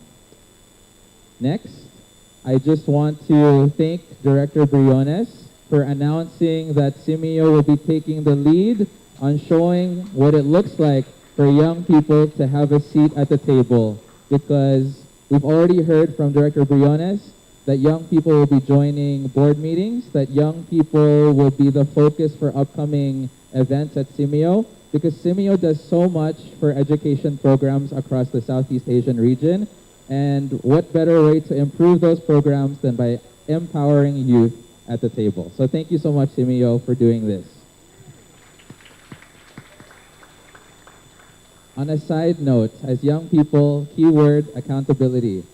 One of the things that we're asking from Simeo, previous slide, is, I will be detailed about this. So, we're all from different countries. After this youth summit, we have already talked to Simeo Enotech that we will set up a timeline or a series of meetings in your home country. So when everyone flies back to your home country, your respective Simeo centers will host a meeting between you, youth presenters, and your Ministry of Education. We want you to sit down, figure out what are the next steps, because we know what the roadblocks are to our youth-led innovations. Those roadblocks can be removed by our ministries. We're going to sit down and have those conversations after this youth summit. Okay? Yes, game plan is very clear and concrete. Next slide, please. I think this is my last slide. So, again, the question that we heard earlier was, what will we do after the summit? I think the person who asked the question has left the room, or not. But we heard the question, what will we do after the summit as young people? If I'm not mistaken, young people, we're going to keep the work going, right? The work that we've been doing is not stopping after this youth summit. Even if we're experiencing challenges, and we know you're experiencing challenges, founding, pushing through, and continuing and sustaining your youth-led innovations, but the work continues. And after this event, we learned so much about how we can strengthen and scale our own programs, even if it means not having the full support of our ministries quite yet. But hopefully, this event inspires that co-leadership of the programs. Moving forward, I think we all want to stay in touch, so we hope that everyone is part of the Facebook group, and we know that everyone has received access to the catalog or the database of all the youth presenters. If you didn't, obviously, it was impossible to listen to all of the youth presentations. It was impossible physically, but you can watch the videos of each presenter online. So please do, I invite you to do so. That database is already existing. Previous slide, please. Thank you. There is a feedback form. QR code is also on your way out, but on the feedback form, there's a question about how to stay in contact. Tell us what you want to do after the summit, all right? I heard the idea of meeting again in 6 months. That's a wonderful idea. If you want that to happen, please fill out the feedback form that is designated on your way out. And last but not least, it says future gatherings. I've heard this discussed in many conversations during the summit, but maybe we should have another summit, yeah? Maybe we should do this again. Why? Because one of the things the core group did was assess whether this event captured all 25 demands of the Youth Declaration. And to be honest, there were a few articles that were not covered. For example, foundational learning and education in emergency crises were not really discussed at this event. So moving forward, we want to make sure we include all of the priorities that have been designated by young people around the world, and ensure we find innovations that are dealing with these topics. My last sentence for everyone is, just because this event is ending, we want to remind everyone this is not the end, right? This is just the beginning of a really, really exciting movement in Southeast Asia to transform education. So thank you for your time, everyone. Thank you.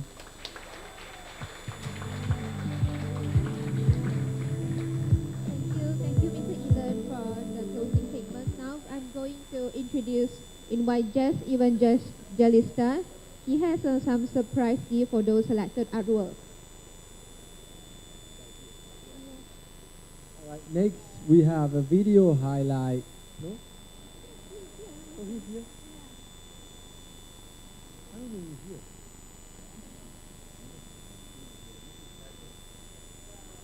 Okay, I'll pass the floor to Ms. Evangelista. Surprise. Yes, good afternoon.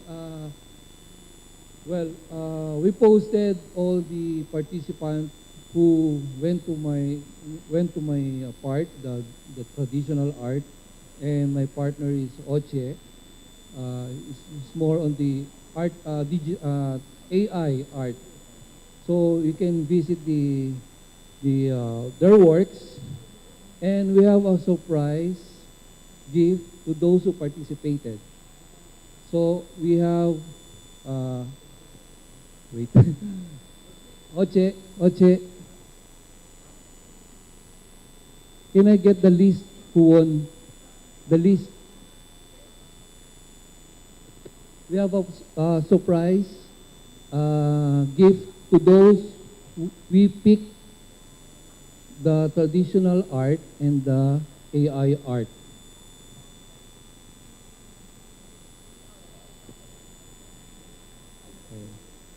Few minutes. I think, what do you mean?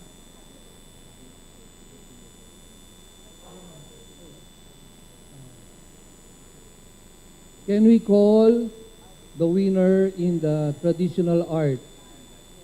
Ford. Is Ford still here? Ford?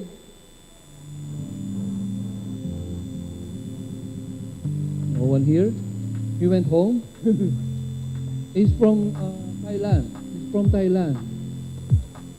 Oh, from Thailand. Yeah. Is he or she present here? He is still here. Do you have a friend of Thailand?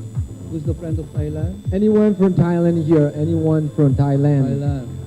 Yes. Oh, come here. you know Please take Ford. the prize. I think she'll be able to give it. Okay. He won the. Yeah. Okay. Can you accept it or later? And then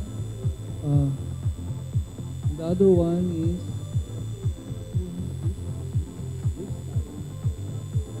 Wisdom. Is Wisdom here? Wisdom. Yay, there wow. Congratulations, Wisdom.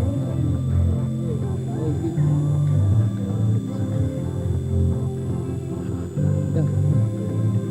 While in the AI art, we choose Aubrey. Is Aubrey here? Aubrey. Aubrey? I will get it na lang. And the other one is Jeffrey. Jeffrey. AI. Oh, Jeffrey. Yay, Jeffrey, there he is. The other one is Aubrey. He's here. I saw her. Aubrey. Congratulations to the winners.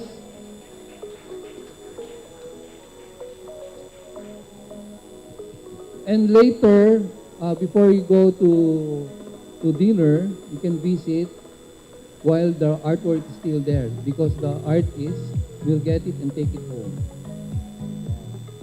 my congratulations. Thank you for the Youth Summit for inviting us. Thank you so much. Next, finally, the video highlight that I have been talking about. So the video highlight will be shown on our projector here. Everyone, please enjoy the Youth Summit video highlights on the screen here.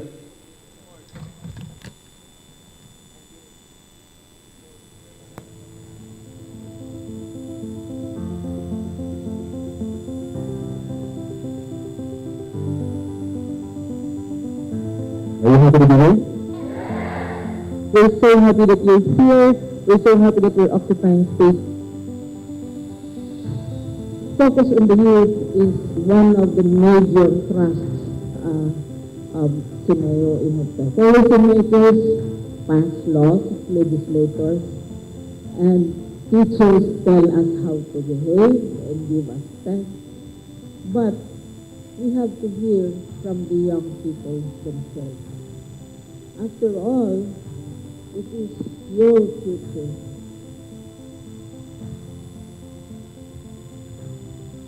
What an amazing space this is for all of us. I really believe that great things are going to come out of this event.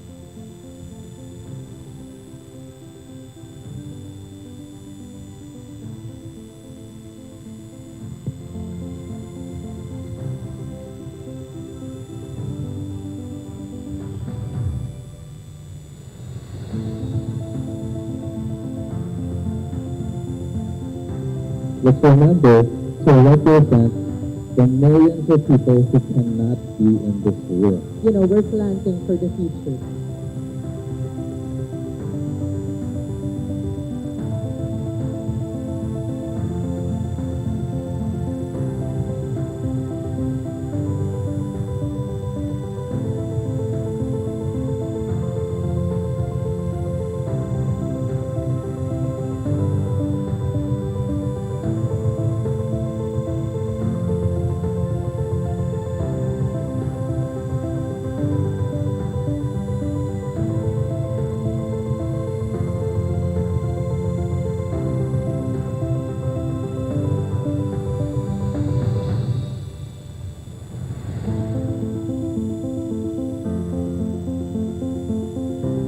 If you want to have more youth programs, the youth should be at the table. They are really our partners.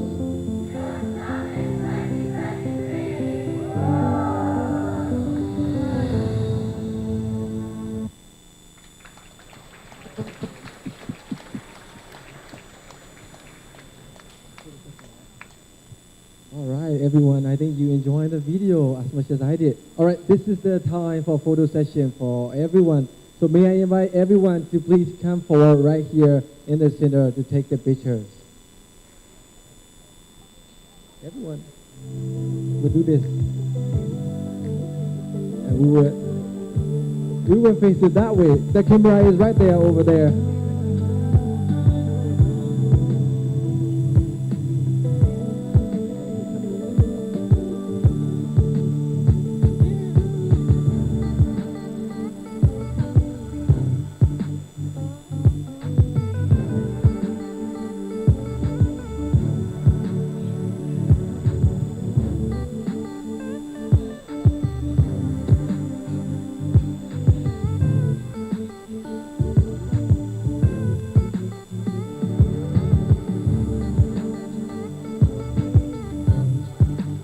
Hi guys, please come forward. Camera will be here.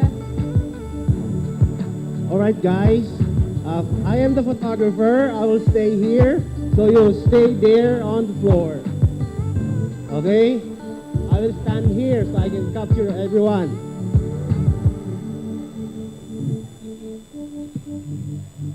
I'm sorry for that.